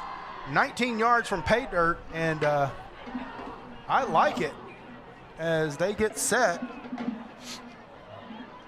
And so a little delay here, not sure what's going on there. 9 seconds to go on the play clock as they get set. 2+2 set with Rios on the right pocket or left pocket there. And little play out to Ramirez. He's across the 15, the 10. He's gonna get another first down there, Coach. Before, as he goes down, is there a flag? Did I see a flag fly? No, I did not. No. I'm sorry. And it's what's that? First I like what they did there. They're using Ramirez as a slot. That's going to be their answer. And he's been on the outside all game, and I like that adjustment because he's fast. And he's normally on the outside on the right. Right. And now he's working slot on the left. I like it. And so as it puts him against an outside backer a lot of the times, which I'll take that most of the time too. So first and goal here from the 8-yard line as pull the handoff. Alviso goes up towards middle. He's not going to have anything doing there. Loss of 2, second and goal from the 10. And once again, Gomez for Big Springs is the one in on that tackle. Yes, sir. 7:52 and counting here in the third quarter. Chiefs trail 21-7 here to the Steers of Big Spring. And right now, if you're Lakeview, you just want to get in the end zone and get your defense back out there to get back to work. They 3-1 to the left side with Ramirez, Esparza, and Leyva here on the left side as Alviso is going to go to Braylon White. That's the one I was waiting to see. And does he hold on to it? He does not. Bobbled the ball going into the end zone. We'll see it here on the instant replay by Alpha Paving. Actually, a really good throw. Just unable to hold on to it by Braylon White. Just unable to hold on to it. Going to make it third and goal from the 10. Actually, a really good throw. I thought he had it right on. Yeah, he had it right on. That's one Braylon White would like to have back. And you think he got a little spooked here on Halloween night with the defender there? No, I mean, he might have been spooked by how open he was. I'll take that.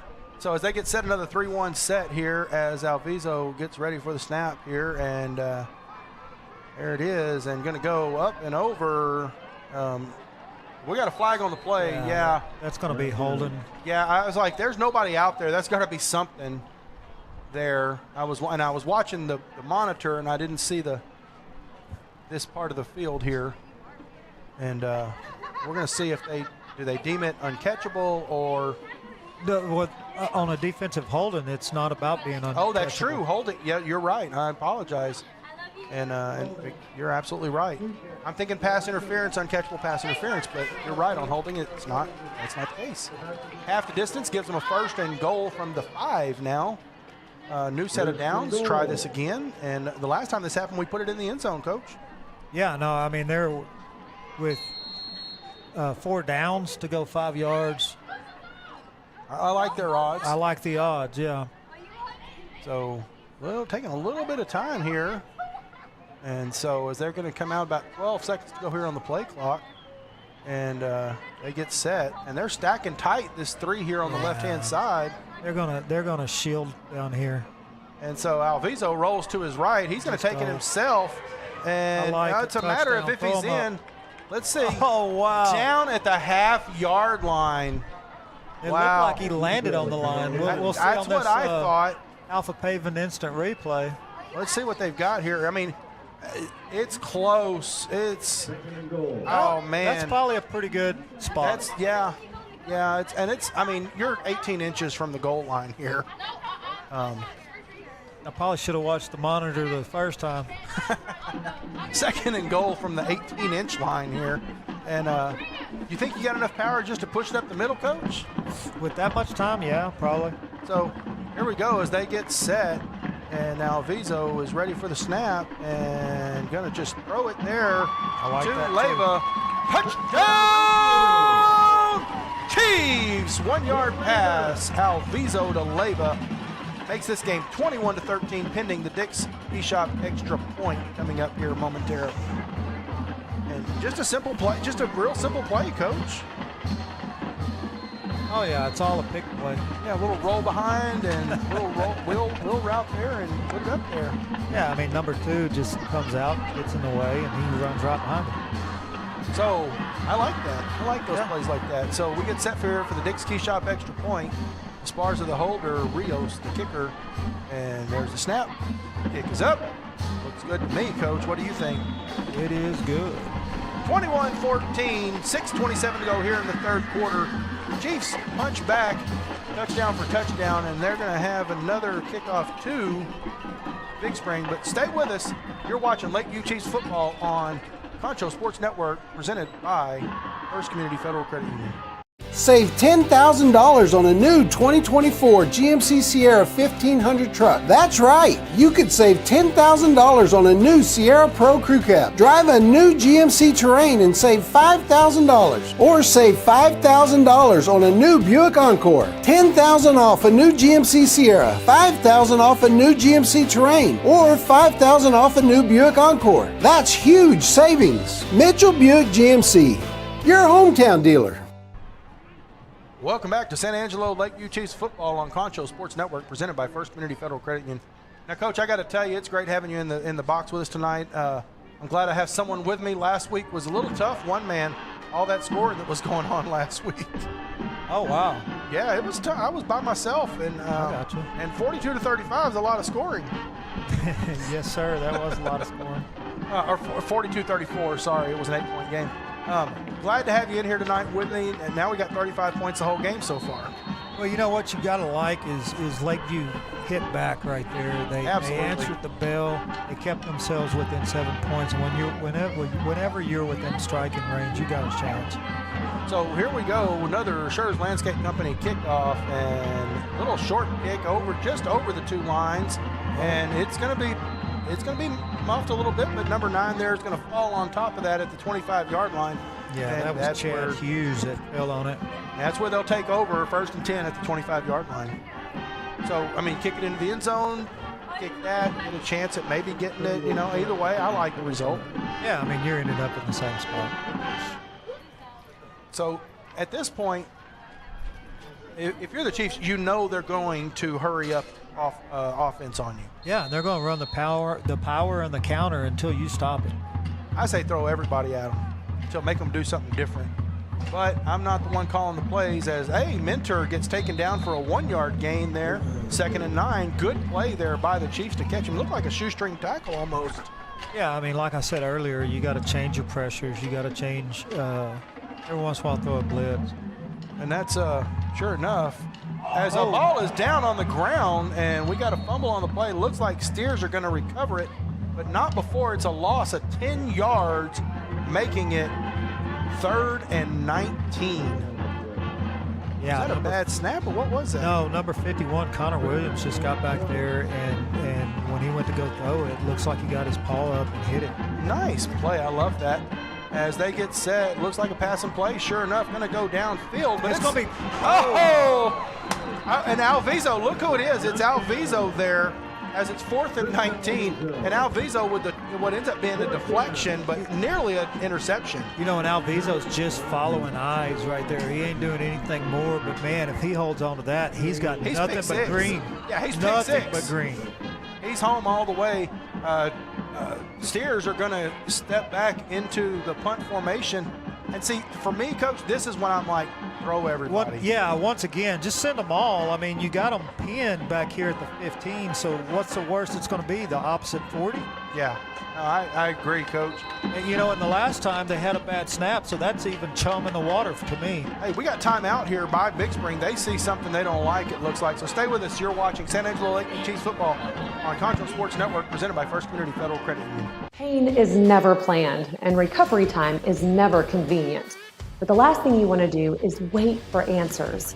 At Angelo MRI, you are more than a number. We can get you results within 24 hours at a price you can afford. So when you need to get back into the game fast, tell your doctor you want to go to Angelo MRI. We hope you don't need us this season. But in case you do, remember, it's your health, your choice, your MRI. Welcome back to San Angelo Lakeview Chiefs football on Concho Sports Network, presented by First Community Federal Credit Union. What do you think they're seeing? What do you think they might have saw here, Coach? Do you think maybe they didn't have enough people on the field? They had someone running in pretty late. Yeah, I think that's what it was. They just wanted to make sure they had enough people. They can't have it blocked now. Not in a 7-point game, as the punt, there's the snap, and the punt is still nearly blocked, as that's going to hit about the 48-yard line, picked up at the 40 by Ramirez, and he's trying to get around, and unfortunately not going to be able to do it. Going to get back to about the 39, and that's where the Chiefs will take over 1st and 10. We got some Paez involved in some after activity, and both teams the coaches are coming out. The Chiefs are staying on the field, very disciplined, and both sets of coaching staffs are coming out.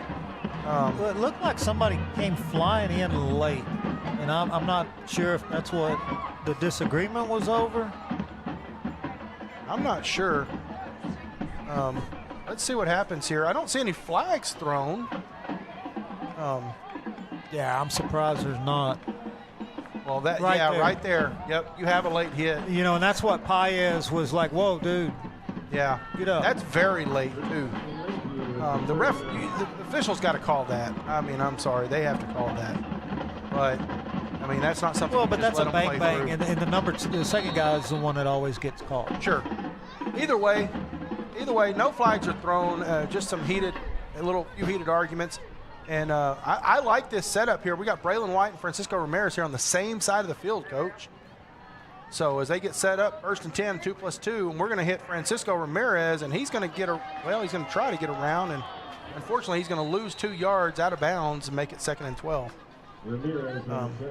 I like this combination of White and Ramirez on this same side. Well, they're definitely throwing some different receiver combos at them. I like the fact that they're like, hey, look, these are our guys, so let's go try to make a play with our guys. But when you got into pay dirt, you gave it to Levo, one of your supporting cast there, so to speak, sure. Who took care of business there. As Alviso is going to get it down the field to Braylon, and Braylon doesn't even know it's coming and keeps running.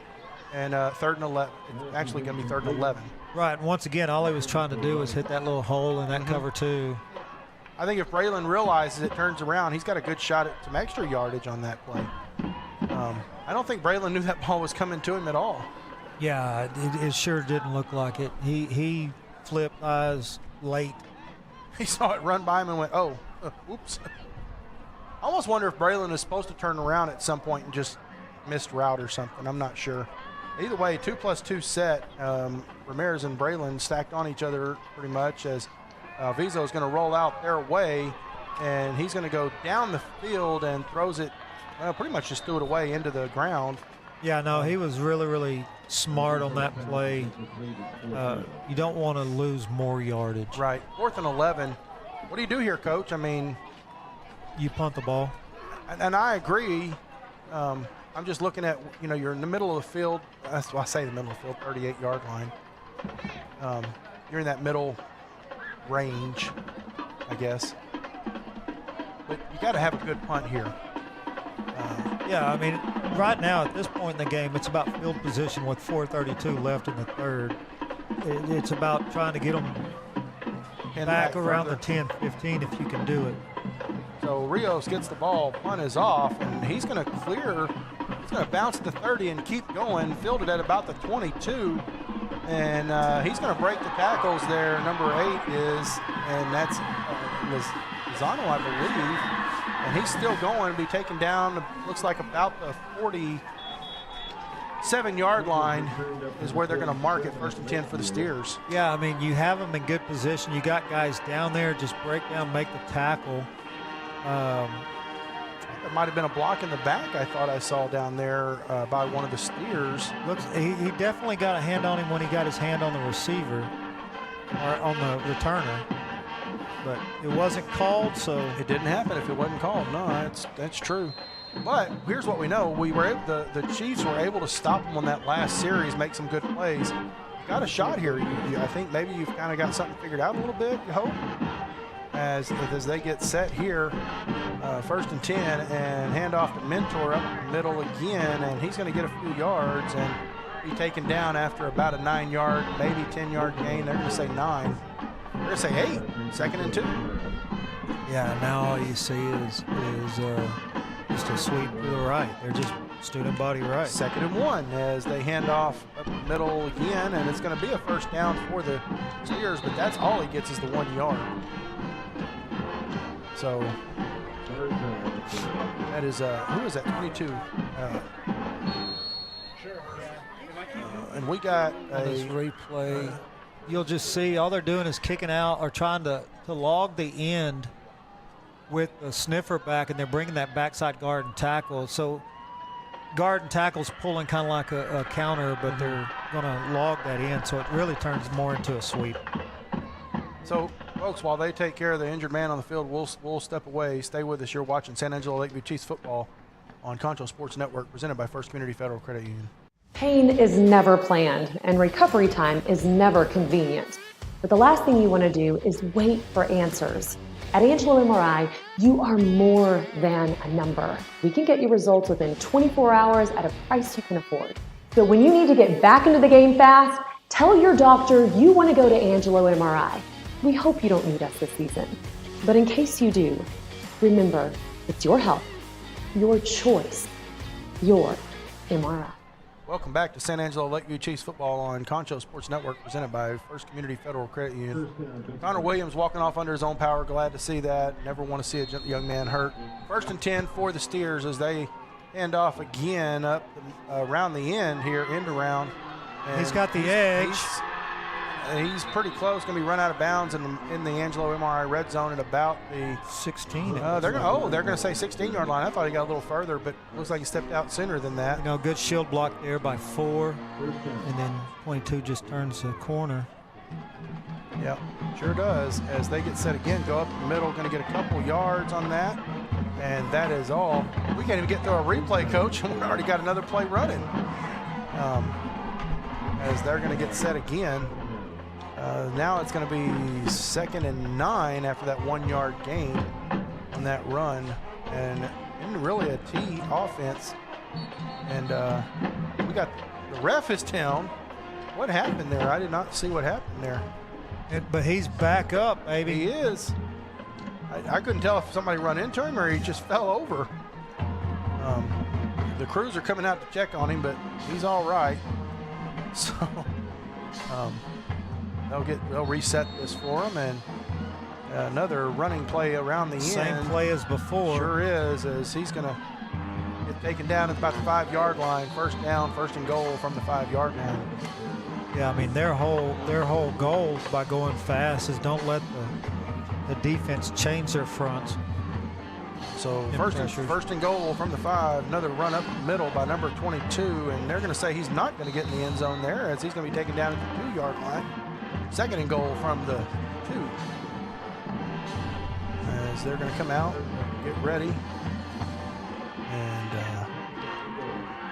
up middle again, and a hit again. But that was tackle for no gain. And going to be third and goal from the 2. Yeah, that was Monreal meeting him right in the hole. Just saying hello. Hello with a smile. Exactly.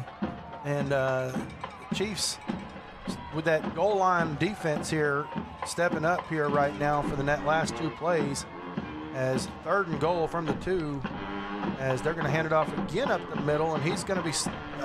Looks like he's going to be short there too. Short. They're going to say half-yard line, 4th down. Once again, this was just a running back power that he really didn't follow his power. Yeah, guard. So everybody's on. Look at this, Coach. Everybody's on the line, and I think they got in. That one is going to score. Sure does look like it, and that is going to be a touchdown for the Steers. They're going to make it 27-14. Pending the Dick's Key Shop extra point. And so we'll see what happens here. Might sure like a missed extra point or something. Yeah, I mean, a block right now in return for a touchdown would be great. Wouldn't that be great? I'd love that. As the ball is down, kick is up. It looks good here from here, and it is good. 28-14, 1:37 to go here in the 3rd quarter. Again, sounds obvious, but you got to come back and answer and get a stop somewhere. Yeah, with 1:37 left in the 3rd, there's still a lot of game, but you're right. They've got to answer the bell here. Yes. You don't want to give them the opportunity of going up by 3 scores. You already had the chance to get down the field and tie it up. You didn't have any luck doing that time. You're going to have to put together a good stop and respond from there. I wouldn't mind seeing a good run back for a touchdown here. That'd be a lot of fun. Oh, yeah. Let's have a little excitement. What do you say? Well, I'm all about it. Now, whether they can pull that off, I don't know. But I'd like to see it. Yeah. Why not try? I say that as if they're not trying. I know they're trying every time. I don't mean to sound condescending or anything. I love a good run back, Coach. Yeah, I mean, but it's something that you see less and less of these days. You are starting to see it less and less nowadays. I will tell you this. I don't like the new NFL kickoff rule, personally. I really don't have an opinion on it. I'm not a fan. Right now the Cowboys aren't doing too good, so I ain't a fan of the NFL in general right now, so. So what I'm hearing you say, Coach, you didn't like my comment earlier about the Cowboys. Oh, no, you can make whatever comment you want. It's probably true. With the exception of one game, the Cowboys could have probably easily been 6-1 on this season right now. Nah. But it is what it is. The season goes the way it goes, and here we go with the Schurz landscape. There's always next year.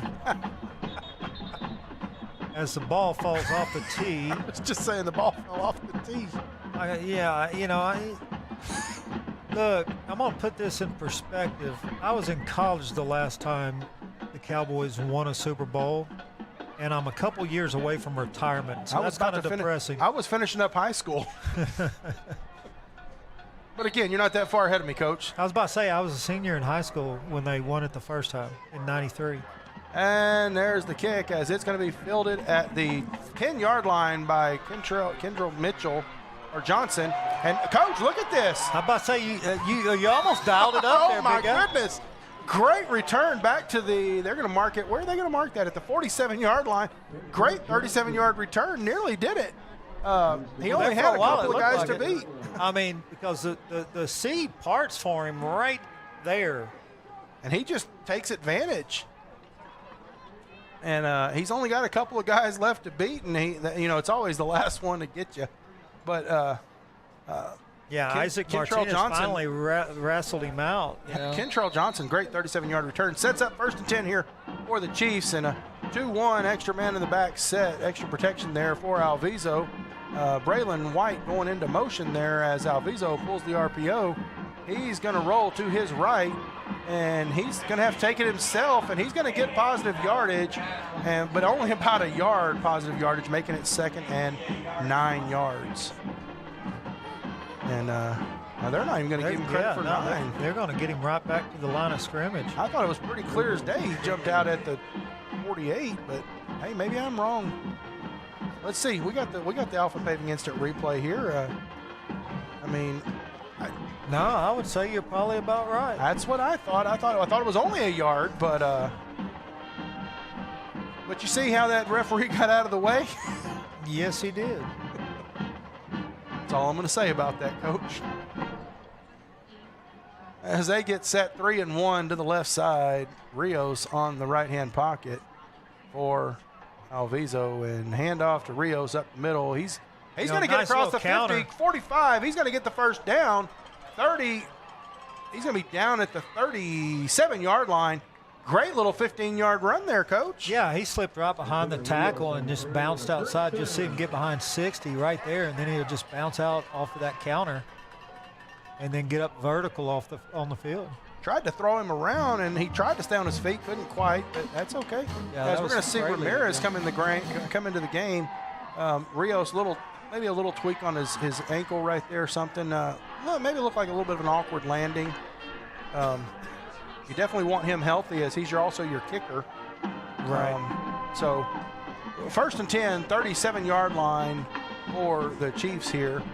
And Alviso goes out to Braylon White, who's going to get across the 35, the 30, and down at about the 28-yard line. Going to be 2nd and 1 here. A little more manageable here, 2nd and short. Oh, absolutely. We got 2nd and 1. 2nd and 1. With 27 seconds. Surely they'll get another playoff here. They don't have to, but you'd like to see one. And go out and come out in the 4th quarter with a first down. And it does look like we're going to get at least one more off as Alviso gets set 3-1 to the left here. And the ball's on the ground as Alviso's going to go down and lose 8 yards, make it 3rd and 9 as we get ready to start the 4th quarter. That's going to take us to the 4th quarter, folks. Stay with us. You're watching San Angelo Lakeview Chiefs football on Concho Sports Network, presented by First Community Federal Credit Union. Since 1957, Medical Arts Pharmacy has been your neighborhood professionals, welcoming you when you come in and delivering when you can't. Through all the advancements in medicine, therapies, and equipment, Medical Arts has grown with you to make sure your family has the very latest in care. Today, we can offer you immunizations, all of your medicines and special multi-dose packaging, and compounding right here in your neighborhood pharmacy, where some things have changed with the times, but the best things never will. Medical Arts Pharmacy. When having a truck is essential, you should drive a Tundra from Mitchell Toyota. A Toyota Tundra is a formidable combination of power, space, and technology. Plus, it's a great-looking truck. Mitchell Toyota, where we put the deal back in dealership. Would you like a time-lapse of your construction project? Damon Bell Photography and Drone Services. Need to check your roof for hail damage but don't want to climb up that rickety ladder? Perhaps you're selling property. We also cover sports and weddings. Damon Bell Photography and Drone Services. San Angelo. Welcome back to San Angelo Lakeview Chiefs football on Concho Sports Network, presented by First Community Federal Credit Union. It was a 7-yard loss, 3rd and 8 now at the 35-yard line on a bad snap, basically, Coach. Yeah, that's all it was. It was about to be a counter, it looked like. Maybe pull it to a screen over here, but either way, a bad snap gets them to 3rd and 8, which is still manageable and 2 downs. So as we get set here for this 3rd and 8 play, 3-1 to the right side now, changing things up here as Vizo's going to take the ball himself, and he is not going to get anything but about a yard, making it 4th and 7. And you have to go for it here. You're in 4-down territory. Yeah, and if you're Alviso, there's no delay when you pull it. It's got to be now, because Gomez is he's flying around. He's bearing down quick. Every time they run that, Gomez is the one that's getting him from the backside. Yeah, no, I agree, and you got to make that adjustment as they get set 3-1 again with Ramirez in the backfield with Alviso. So here comes the snap, going down the field, way down the field, and just out of reach of Leyva, unable to come down with it. Turnover on downs. Right. I mean, he had his hands on the ball and just deflected away at the last moment. What you don't see on that Alpha Paven replay is your pressure valve, the running back off to the side, is wide open. Yes. So, I keep wanting to say, Big Spring is coming out here, 1st and 10, 34-yard line, and I mean they literally have 2 wide receivers out there, extra protector, and it's just a matter of who's going to get the ball there. As it's going to be a tackle for a loss there. He's going to lose about a yard, make it 2nd and 11, and your defensive line shifted right. Yeah, Monreal. First of all, your outside backer stonewalled it, and then Monreal came right off of his, not block, but his pressure to make that.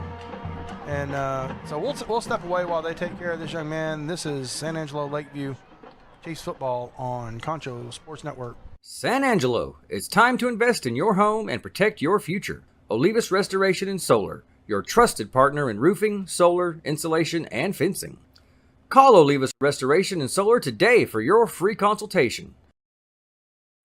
At VGI Technology, our mission is to connect and protect our communities using innovative technologies while providing an exceptional customer experience. Everyone on our team took part in creating this mission statement, and everyone on our team is committed to stand by every word.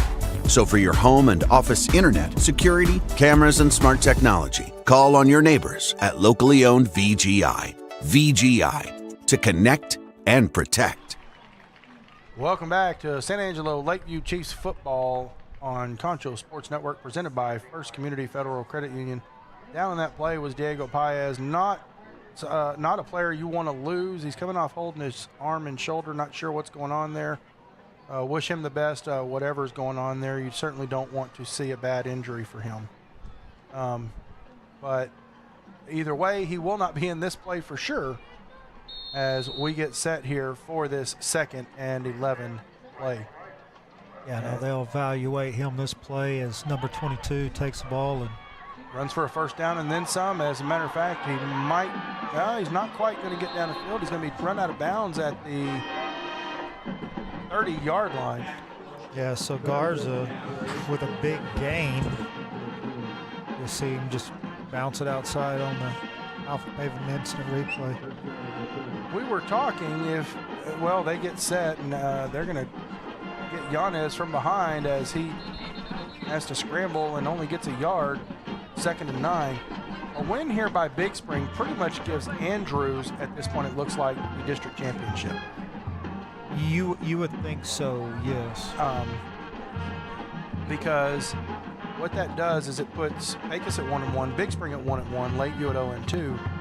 And if Pecos beats Big Spring and Andrews loses, Andrews has the tiebreaker for the 1 seed. Right. So as this play goes to number 22 again, and he is taken down for a loss, 3rd and 10. Well, if Lakeview was to come back and beat Andrews next week, then 2 teams are going to have 2 losses and 2 are going to have 1. Right. And since Andrews has already beat Big Spring and Pecos, it'd go to head-to-head. Mm-hmm. And so Andrews would be the district champ. Deep pass down the field as it's going to fall incomplete in the end zone. And that's going to be 4th and 10 here from the 30-yard line for the Steers. And a new quarterback in the game, number 3 at the quarterback position there. He definitely had a little bit on that ball. A little bit. And going back to that, right now, Andrews is up on Pecos 33-7. Yeah, not likely that Pecos comes back from that. I mean, there's always a chance, but statistically, you would say probably not. Probably not. As they get set for 4th and 10 here and set up for another pass play going down the field, and it's overthrown. That's going to be a turnover on downs. So the Chiefs have a chance, and the coach is asking for a flag, but I mean, I think this has been a pretty relatively clean game as far as penalty goes. they were kind of running stop and go or slant and go, and just a little overthrown. So 1st and 10 for the Chiefs from the 30-yard line. I feel like you got to answer quick, Coach. I think you got to get downfield pretty quick here. 9:20 to go. 9:20 to go, down by 2. You got to be pretty aggressive here. You don't have to have it all in like 3 plays, but you need to be. You can't stay on the ground with it. Yeah, and you have to score, in my opinion. And Alviso is going to get the ball out to Ramirez, who's going to get taken down for a loss of 3, 2nd and 13 on that pass play. Tried a little screen there. Looked like a tunnel screen, but it developed so slow. I was about to say, I didn't feel like it developed at all as we sit here in the Alpha Paving instant replay. I didn't feel like it really developed at all. Actually, I think it was supposed to just be a slip. So they get set again here to the near side, Ramirez and White, and we've got a delay of game coming, and they're going to be 2nd and 18. Well, I haven't seen a delay of game by the Chiefs in a long time. In a couple weeks. You were all over that 2nd and 18 with 8:46 left in the game. 28 Big Spring, 14 for the Chiefs. Yes, sir.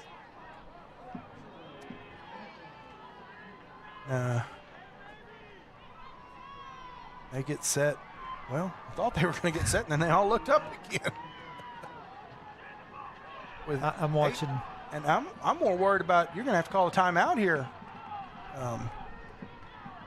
As they get, oh, there it is. There's a snap, and and Ramirez never looked back, and Alviso threw it before Ramirez ever looked back on that one. Yeah, he was starting to get a little pressure on him, and Ramirez saw that safety sitting right where he's running, and he's thinking, I got to clear him. Yep. Before I look for the ball, and the ball was having to be thrown early. And Alviso just didn't have the time. No. I feel like you kind of need to find another. Like if you're looking for Ramirez that whole time, maybe you find out where White is real quick. Maybe the check down as the whole team is going to come sliding, and that's going to be another pass for a loss of 3 yards, and you're going to make it 3rd or 4th and 21. You got to punt here, Coach. With 8:24, I think you kind of have to try to flip field somehow. Haven't had a whole lot of luck with that tonight, though, Coach. No, they haven't. I mean, they had people in position on the last one, and he just snuck out of it and made a big gain. So maybe they can do it this time. And then it looked like they were missing a player. But definitely angle punt it. Yeah, they're missing their right guard. I would not kick it down the middle of the field for sure. I'd try to angle it to one side.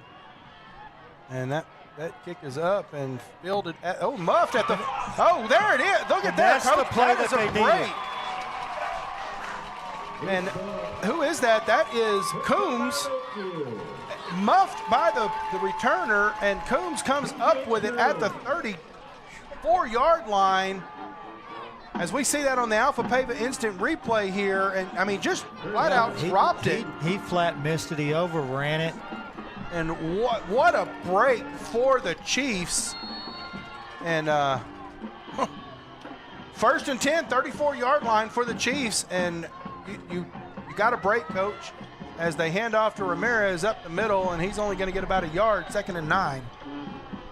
And that coach is still in the ref's face like he wanted something there, and he's still yelling about it. Yeah, I'm not sure what he's yelling about. It was clear as day. He just missed the catch. Right. I mean, I'm sure there's some. He's probably not arguing about that. He's probably arguing about something else. But at this point, after a play, there's no more arguing about it. It's done. So they get set 2nd and 9 here for the Chiefs, and Alviso is going to go downfield to. It's going to be tipped away as that was intended for Leyva. Yeah, that was a really, really good play by Valenzuela for Big Spring. You know, he gave away the inside, but he raked his arm right when the ball got there. Sure did. Going to be 3rd and 9 here, and it was a tight spot to put that throw in to begin with, and I thought Alviso did a pretty good job getting it there. Valenzuela just made a good play on it, I think. But that's my opinion, Coach. Yeah, no, I mean, he did. He put it right where it needed to, and Valenzuela made a great play.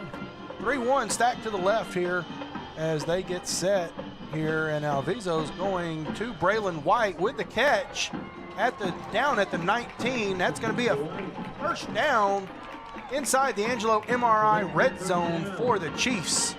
Yeah, I'm not sure what's going down on the field, but I know people are sure getting off the carriers really slow. Maybe a kill time tactic? I'm not sure. I'm sure. As they get set out, 1st and 10, Alviso set in the shotgun. There's the snap. Going to go back to Alviso's going to take it himself up the middle. He's crossed 15, 10. Inside the 10, down at the 9-yard line. 1st and goal from the 9 for the Chiefs. Yeah, Big Spring has an injured player around the 19-yard line. Sure do, and he went down. That's a cramp all the way. Watching him on the instant replay go down, he's cramped in probably a Charlie horse in that calf there.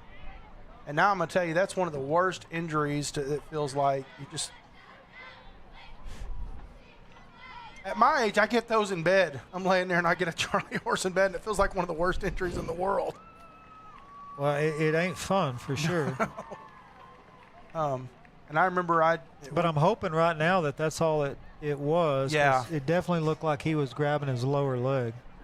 So, you know what? We'll go ahead and take a step aside.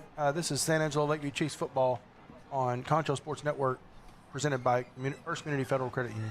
With great low rates on new, used, and refinance autos, we can save you money. First Community has great payment options and low prices for GAP, extended warranty, and credit life insurance, so we can make your payment fit your budget. Contact First Community for your auto financing needs. At Schertz Landscape, we care about the quality of trees that you put in your landscape. Therefore, we grow our trees here locally in the Concho Valley. As a certified arborist, I not only care about the quality of your tree being planted, but I am also qualified as a tree risk assessor. I can evaluate the health of an older tree or the risk that it may have to you and your property. Come see us at Schertz Landscape, where we care about the quality of your trees.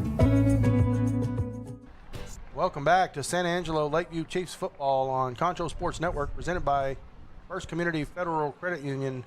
That young man is being helped off the field. Not sure what the injury is. I hope it's just a cramp or something like that. He's definitely favoring that right leg. Do not want to see players hurt, not something you care to see there. When play resumes, we'll have 1st and goal from the 9-yard line for the Chiefs as they come out ready to set up 2-2. I still like this Ramirez and White here drawing attention here. You got that left side open, I think, as Esparza goes into motion and down the field to Ramirez. Touchdown, Chiefs! 9-yard connection from Alviso to Ramirez across the middle of the field. Coach, you said at the break, the middle was open, hit it, and they did just that. Yeah, I mean, it's been their go-to pretty much all night long. You don't have a safety in the middle of the field right now because everybody's manned up. Your linebacker he's spying the running back, so he goes with the running back, and it leaves it even more wide open. Absolutely. 28-20 pending the Dick's Key Shop extra point right here. And Rios in for this extra point. There's the snap. Kick is up. Good to me. And it is 28-21, 6:27 to go here in the game. Coach, you get a stop, we got a game. Oh, absolutely, and there's plenty of time with 6:27 for all that to occur. A little mesmerized by the light show right now. I was just kind of watching the lights flicker and. Come on, I got to do better than that. Well, at least we're not on radio where you can't have those pauses like that, you know. Yeah, exactly. But no, with 6:27, there's still plenty of time. A stop right here changes your whole dynamics as far as how fast you got to score, just the tempo of the game. Yes, sir. Maybe a little momentum starting to shift a little bit. And we'll see. And Lakeview still has all their timeout. Right. That's true. as we get set here in just a moment for the Schurz landscaping kickoff here. And taking a little long coming out of the huddle here. Almost wondering if they're setting up for something, Coach. I would hope so. I mean, maybe try to kick it up and tell your players get down there. At this point, man, don't change anything. It's all about field position. If you can pin them down there, pin them down there. I mean, and Coach, don't try anything pretty right here. Don't get me wrong. I agree with you wholeheartedly. I put them back at the 25. You're putting it through the end zone all night long. Yes. I don't see a need to get fancy. But on the flip side of that, you've had about 7 plays this year that have gone your way trying something fancy on your kickoffs. Yeah, I just think there's situations for that, and this isn't one of them. Well, and to be fair, a few of those were not intentional, too. So as they get set, and that's what's going to happen there. And it's going to go. Oh, he's going to touch it. And that's. Oh, my goodness.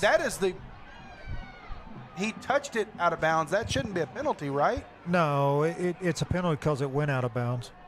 But okay. He touched it out of bounds. He didn't touch it in the field of play and go out of bounds. Okay. So the minute it hit that plane, it became out of bounds. That's fair. That's fair. So. But either way, that's going to put them on the 30-yard line, yeah. Which. I mean, it's only 5 yards, but 5 yards is 5 yards. Right. So. But your defense has to stand up here, and once again, I mean, you still got 6:27 in this game. Sure. You don't even need an immediate stop. As they get set here to 22, and it's going to be a tackle for, well, probably back to the line of scrimmage. Right, and that was number 55. Raleigh Roman, I believe that is. No, right, Adrian James. You see him slip right there from that 3 tech. Sure does. And wrap up number 22, Garza. And the quarterback, number 3, is going to take this run here, and he's going to be. He's not going to be short. Depends on where they mark it. I think they're going to mark it as a first down. Yep. He needed 10. He got 10. So they say. Like I said, you don't have to have an immediate stop, but you need a stop. And they run fast enough that you can. Well, now they're going to take their time here and run some time off, which that's their prerogative.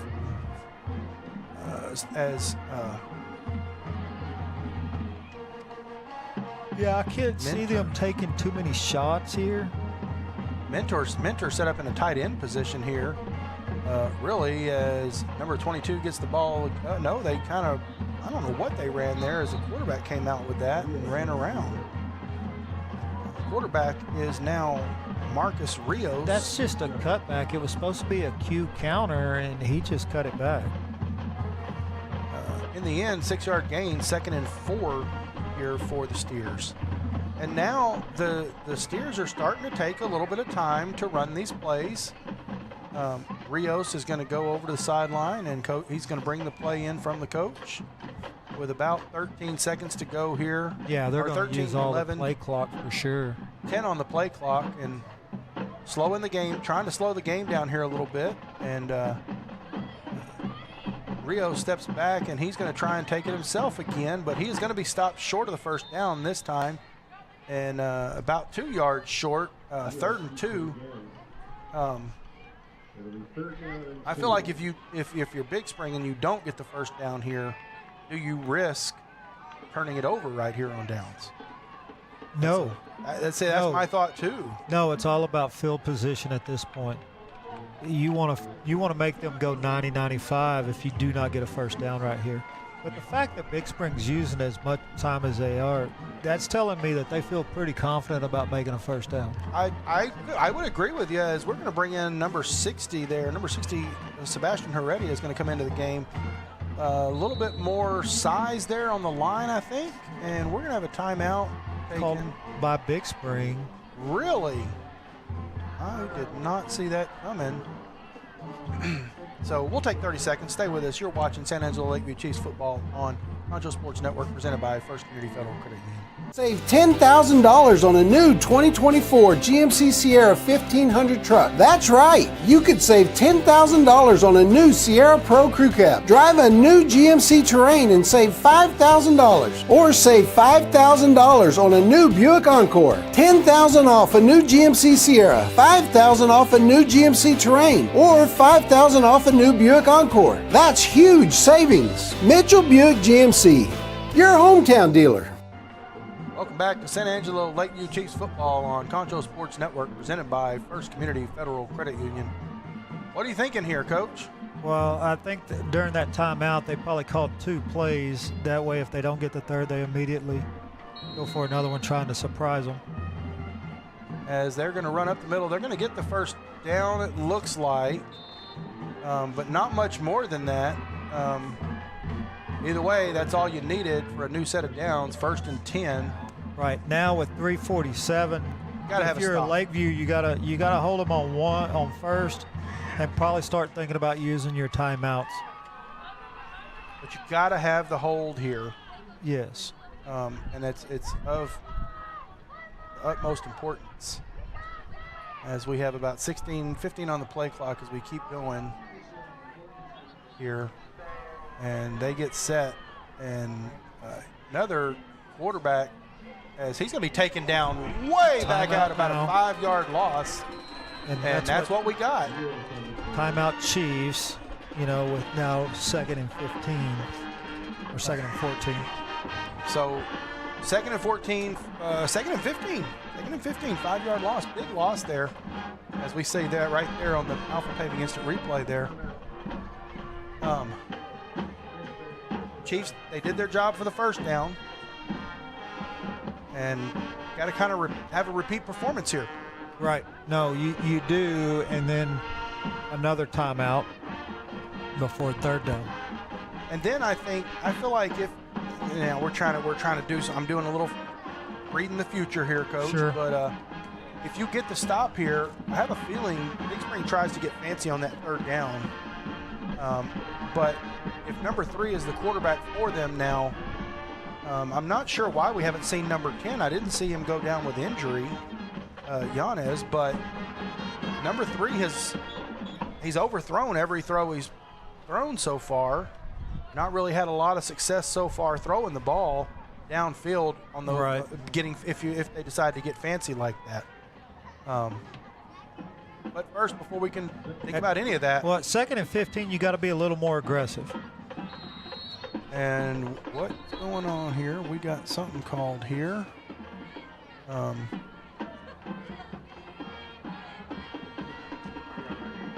Okay, that's made a snap before the clock went into play. Gotcha. Now they're set.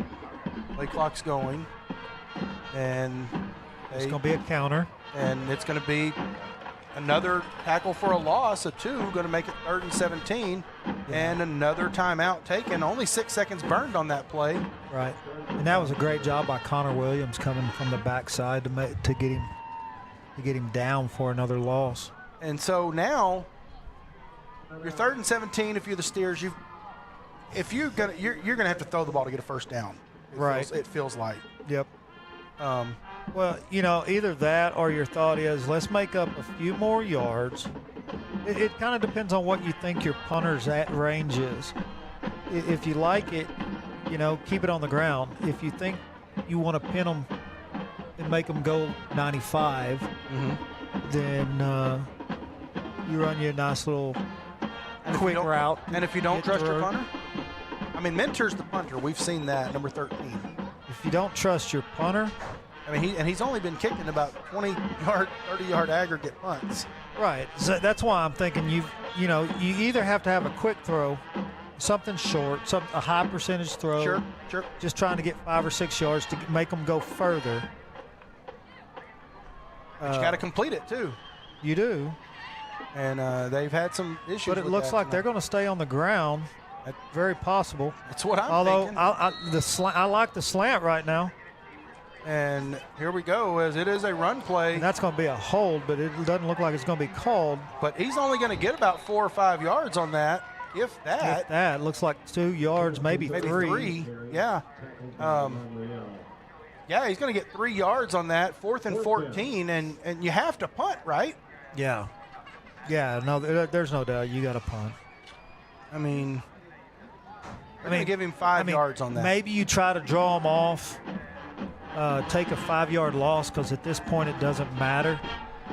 And Mentor just to try to get him a little closer. If it works, if it doesn't, you're not, no harm, no foul. Now, honestly, if you're a Lakeview fan, you're hoping for a bad snap here. Oh yeah, I mean, and it's well within a wheelhouse. I mean, he's had a couple of them already. We've had a couple already, absolutely. And your defenders are getting back there to it. So it's a delay of game, 5-yard penalty. So, and as you said, it really doesn't matter. No, you try to draw them off to get 5 yards closer. If it doesn't work and you're 5 yards further back, it's not just detrimental. Well, and Larry, I will say, I'm looking at the reaction of the players here, 3-1 and Mentor, number 13, the punter. They look quite surprised. Like they didn't expect that. Looks like the Chiefs are going to bring 2 off of Big Springs right, which I really like this decision. They're going to slide. And it's a high punt, and so it was close. And it's not a great one. It's gonna pin him inside the 35, but not a whole lot more than that. It was nearly blocked. Yeah. Number 55 there, Adrian James got back there and nearly had the block on the punt. And so you got it at the 33-yard line. You're 67 yards away from possibly tying this game with 2:24 to go here in the game. Now you just have to execute. Right. You know, and the scary part is they're already lined up. You got White on one side and Ramirez on the other. So you're splitting them. So what that does is that now splits your secondary. Mm-hmm. You see the secondary already getting into a 5-person shell. And so Vizo rolls to his right and hits, that is Estrada, Christian Esparza. And after a 4-yard gain, 2nd and 6, only took about 4 seconds off the clock. Yeah, I mean, 2:19, you can kind of calm down a little bit, and you're well within what you're trying to do, especially when you're going to try to hit a lot of sideline. Yeah, absolutely. Just calm down and make a pass, complete the pass. Complete the pass, and if you don't have it, don't try to force it. And if you got something downfield, I'm not against going for it if it's wide open. As we see the 2+2 set again, and now Vizo steps back. He rolls out, and that is not what you want. No, that is, and number 7 there. Honestly, that's Gomez. You've talked about him all night, but he should have been flagged right there, as he took a cheap shot at one of the offensive linemen there. Right. Thankfully, number 53 held him back. Miguel Rodello held him back as we're. Looks like it's going to be timeout Big Springs. Their coach was running up to the side judge on the opposite side of the field. I think he's. I have a. With third and 22, I think he's wanting to dial something up. And maybe make sure his players are calmed down and not doing stupid stuff. Well, I'll tell you, that could hurt them right here. I wouldn't. I mean, 3rd and 22, you're in the driver's seat. Yeah, and when you know as well as I do, some of those players, and I've done it myself. You're trying to goad someone into making a stupid penalty, a personal foul penalty type thing, and. You know, and that's a good move by Big Springs head coach to call the timeout, try to dial something up, but mainly get your guys focused and let them realize the situation, man. It's 148. You're up by a score. You got a good shot to win this. Don't do stuff that's stupid. Yeah.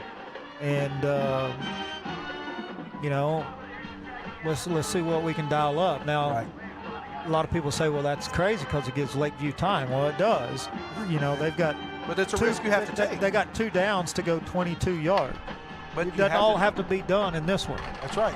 But they're explosive enough to where it could be done in this one. And look here, we're Ryan and Braylon White and Francisco Ramirez up on the same side again here on the near side. Got an extra protection in the back with Esparza over there by himself.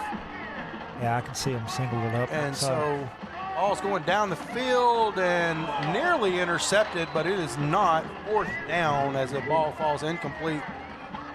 Looks like Christian Esparza was the intended receiver there. Right. So that must have been Leyva on that far side. I couldn't quite see it. Looked like 5. No, it was Leyva. It was a 16. I thought it was a 15 over there.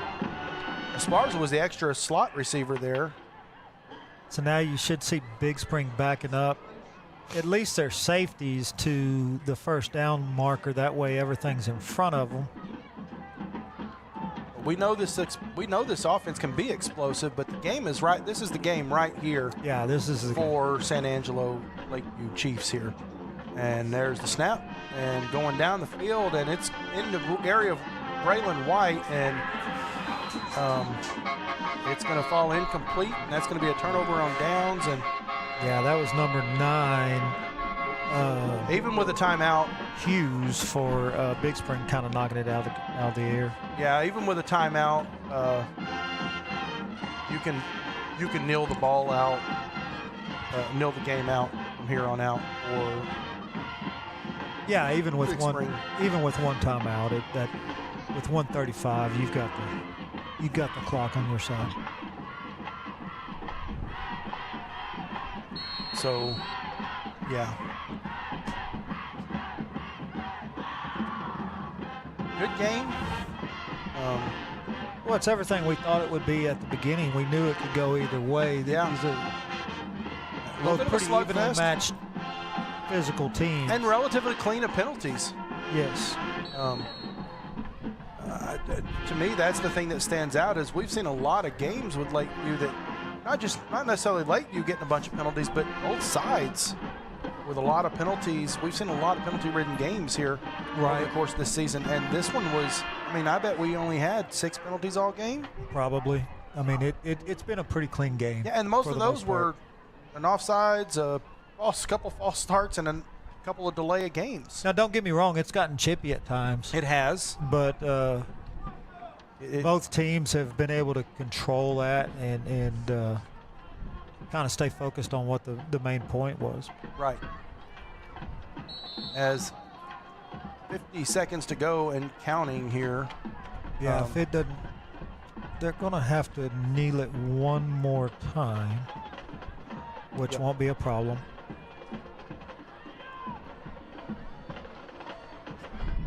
And when this is over, folks, we'll send it to our sponsors for a little bit as we wait, and then we'll come back, talk about this game, and hopefully have Francisco Ramirez, our Scholar Athlete of the Week, up here for his interview.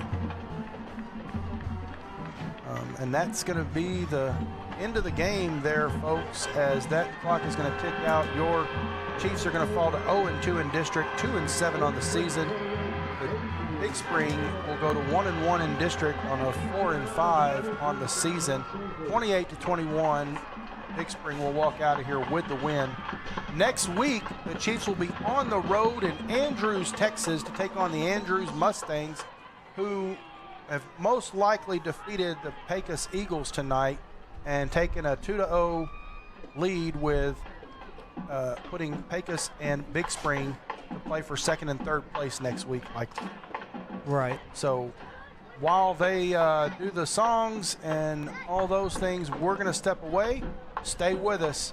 You're watching San Angelo Lakeview Chiefs football on Concho Sports Network, presented by First Community Federal Credit Union. Pain is never planned, and recovery time is never convenient. But the last thing you want to do is wait for answers. At Angelo MRI, you are more than a number. We can get you results within 24 hours at a price you can afford. So when you need to get back into the game fast, tell your doctor you want to go to Angelo MRI. We hope you don't need us this season. But in case you do, remember, it's your health, your choice, your MRI. Since 1957, Medical Arts Pharmacy has been your neighborhood professionals, welcoming you when you come in and delivering when you can't. Through all the advancements in medicine, therapies, and equipment, Medical Arts has grown with you to make sure your family has the very latest in care. Today, we can offer you immunizations, all of your medicines in special multi-dose packaging, and compounding right here in your neighborhood pharmacy, where some things have changed with the times, but the best things never will. Medical Arts Pharmacy. When having a truck is essential, you should drive a Tundra from Mitchell Toyota. A Toyota Tundra is a formidable combination of power, space, and technology. Plus, it's a great-looking truck. Mitchell Toyota, where we put the deal back in dealership. Would you like a time lapse of your construction project? Damon Bell Photography and Drone Services. Need to check your roof for hail damage but don't want to climb up that rickety ladder? Perhaps you're selling property. We also cover sports and weddings. Damon Bell Photography and Drone Services. San Angelo, it's time to invest in your home and protect your future. Olivas Restoration and Solar, your trusted partner in roofing, solar, insulation, and fencing. Call Olivas Restoration and Solar today for your free consultation. At VGI Technology, our mission is to connect and protect our communities using innovative technologies while providing an exceptional customer experience. Everyone on our team took part in creating this mission statement, and everyone on our team is committed to stand by every word. So for your home and office internet, security, cameras, and smart technology, call on your neighbors at locally owned VGI. VGI, to connect and protect. With great low rates on new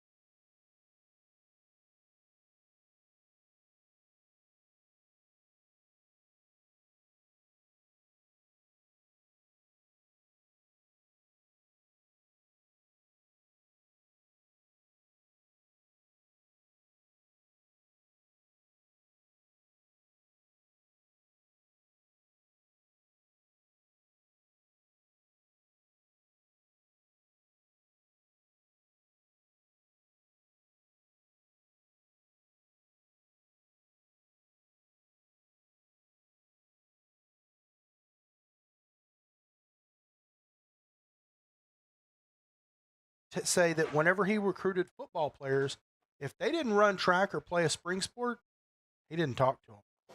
You know, and there's something to be said about playing that extra sport. Gives you good habits and maturity and things like that. So hats off for that, as well as maintaining that AB honor roll and all that. That's amazing. That is great. So congratulations on that. Now I'm going to ask a tough question here, Yes, okay? sir. You got 3 sports to choose from, and I know you're in football season right now. Yep. What's your favorite? Soccer, soccer, football, and then track. Fair enough. You know. So it says here you regional qualifier on the mile relay in sir. track. That's pretty impressive. Yeah. Because I know some of the teams you run against in the district with Snyder and and Sweetwater and who else is in that district for y'all last few years? I'm not sure actually. Snyder, Big Springs. But Snyder was a big competitor in the relays for y'all. Yeah, but especially in the 4x4. Yeah. We had a kid named Jay. Jay Castillo. Yeah. I remember him. I taught him. Yeah. Went to state in the 400 for like 4 years in a row. Yeah, I know. He was fast in the 400. He was. And you know what's funny is I always picked on him. I was like 1 year he took second, and I'm like, oh, Jay, you weren't good enough. And then the next year he took like third. And then his senior year he took fourth. He just kept going down. But I mean, it goes to show you that, you know, you never know what's coming up behind you. Some kids are and sometimes you just run a bad race. Yeah. But we're not talking about Jay. We're talking about you. Yes, and the fact is your relay team was able to qualify. That's awesome because that's a tough district to qualify in. And so that's pretty awesome. What do you feel like is your favorite class in the classroom? My favorite class is the classroom.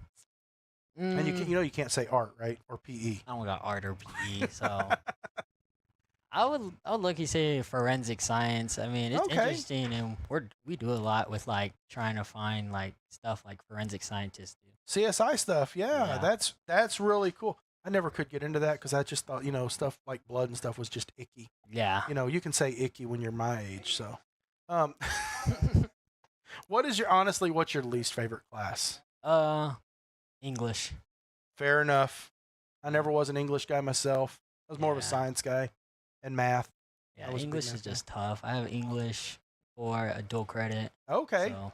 Yeah, dual credit's tough, but you're preparing for your future. Yep. Speaking of your future, what's your plans for college? What are you looking at? I'm looking at either continuing playing football or being an HVAC technician. Okay. Nothing wrong with that. Nothing wrong with that. You make more money than I do. Yeah. Let's just put it that way. I'll tell you that. There's nothing wrong with that. Anywhere in particular you'd like to continue your playing career if you're able? No, not really. Just like playing the sport. Okay. Yeah, so either football or soccer. Yeah. That's nothing wrong with that. And you said you like soccer more than anything, so yeah. Is it close between soccer and football, or is it like soccer by far? It's close, but I've been playing soccer like my whole life, basically. Sure. So. Okay, so I know you got Isaiah Rios down there. He's the kicker. I know he plays soccer as well. Am I right? He does. So why aren't you the kicker? He's just better than me at kicking overall. Okay, fair enough. Fair enough. I'll get it. He got that. He's got a good leg. Where do you play? What position you play on the soccer field? I play striker or right wing. So you got a leg. Yeah, I can shoot. I love that. I love that confidence there. Well, listen, I know you want to get in there and get ready and get changed, but here's the thing. I gotta get one more thing from you. Coach Allenbar had some very high praise for you here. Anything you'd like to say about what Coach Allenbar has to say about you here? All the high praise he's given you in this nomination. Just thank you. He's a good coach, amazing. He's like one of my favorite coaches here at Lakeview. Just love being around him and everything. Just love him as my coach, as a safety coach and defensive coordinator. That's awesome. Hey, good words. I appreciate it. Folks, your Student Scholar Athlete of the Week this week just finished playing senior night game. Hey, little teary-eyed? Kind of, yeah, sad. Yeah. Last game. Well, Last home game. Last home game. Yeah, not the last game. You got at least 2 more to go. Yeah. But I wish you could have gone out of here with a win. But the fact is, it was a good game. It was a hard-fought game by both sides, and I enjoyed watching it. I enjoyed calling. It's been great to call you all year on the field. It's been a lot of fun. I've enjoyed I don't know if you've heard any of my touchdown calls. Have you heard any of those on the? Yeah, I go touchdown. You see, people watch, people listen. I love that. That's awesome. It's been fun to say those when you score. I mean, because you're a great receiver on the field. No matter where you're at, you're able to go. I'm gonna tell you, I love that jump there. Oh, at the beginning? Yeah, on the 1 yard line, and kind of wish you could have fallen back into the end zone, I know.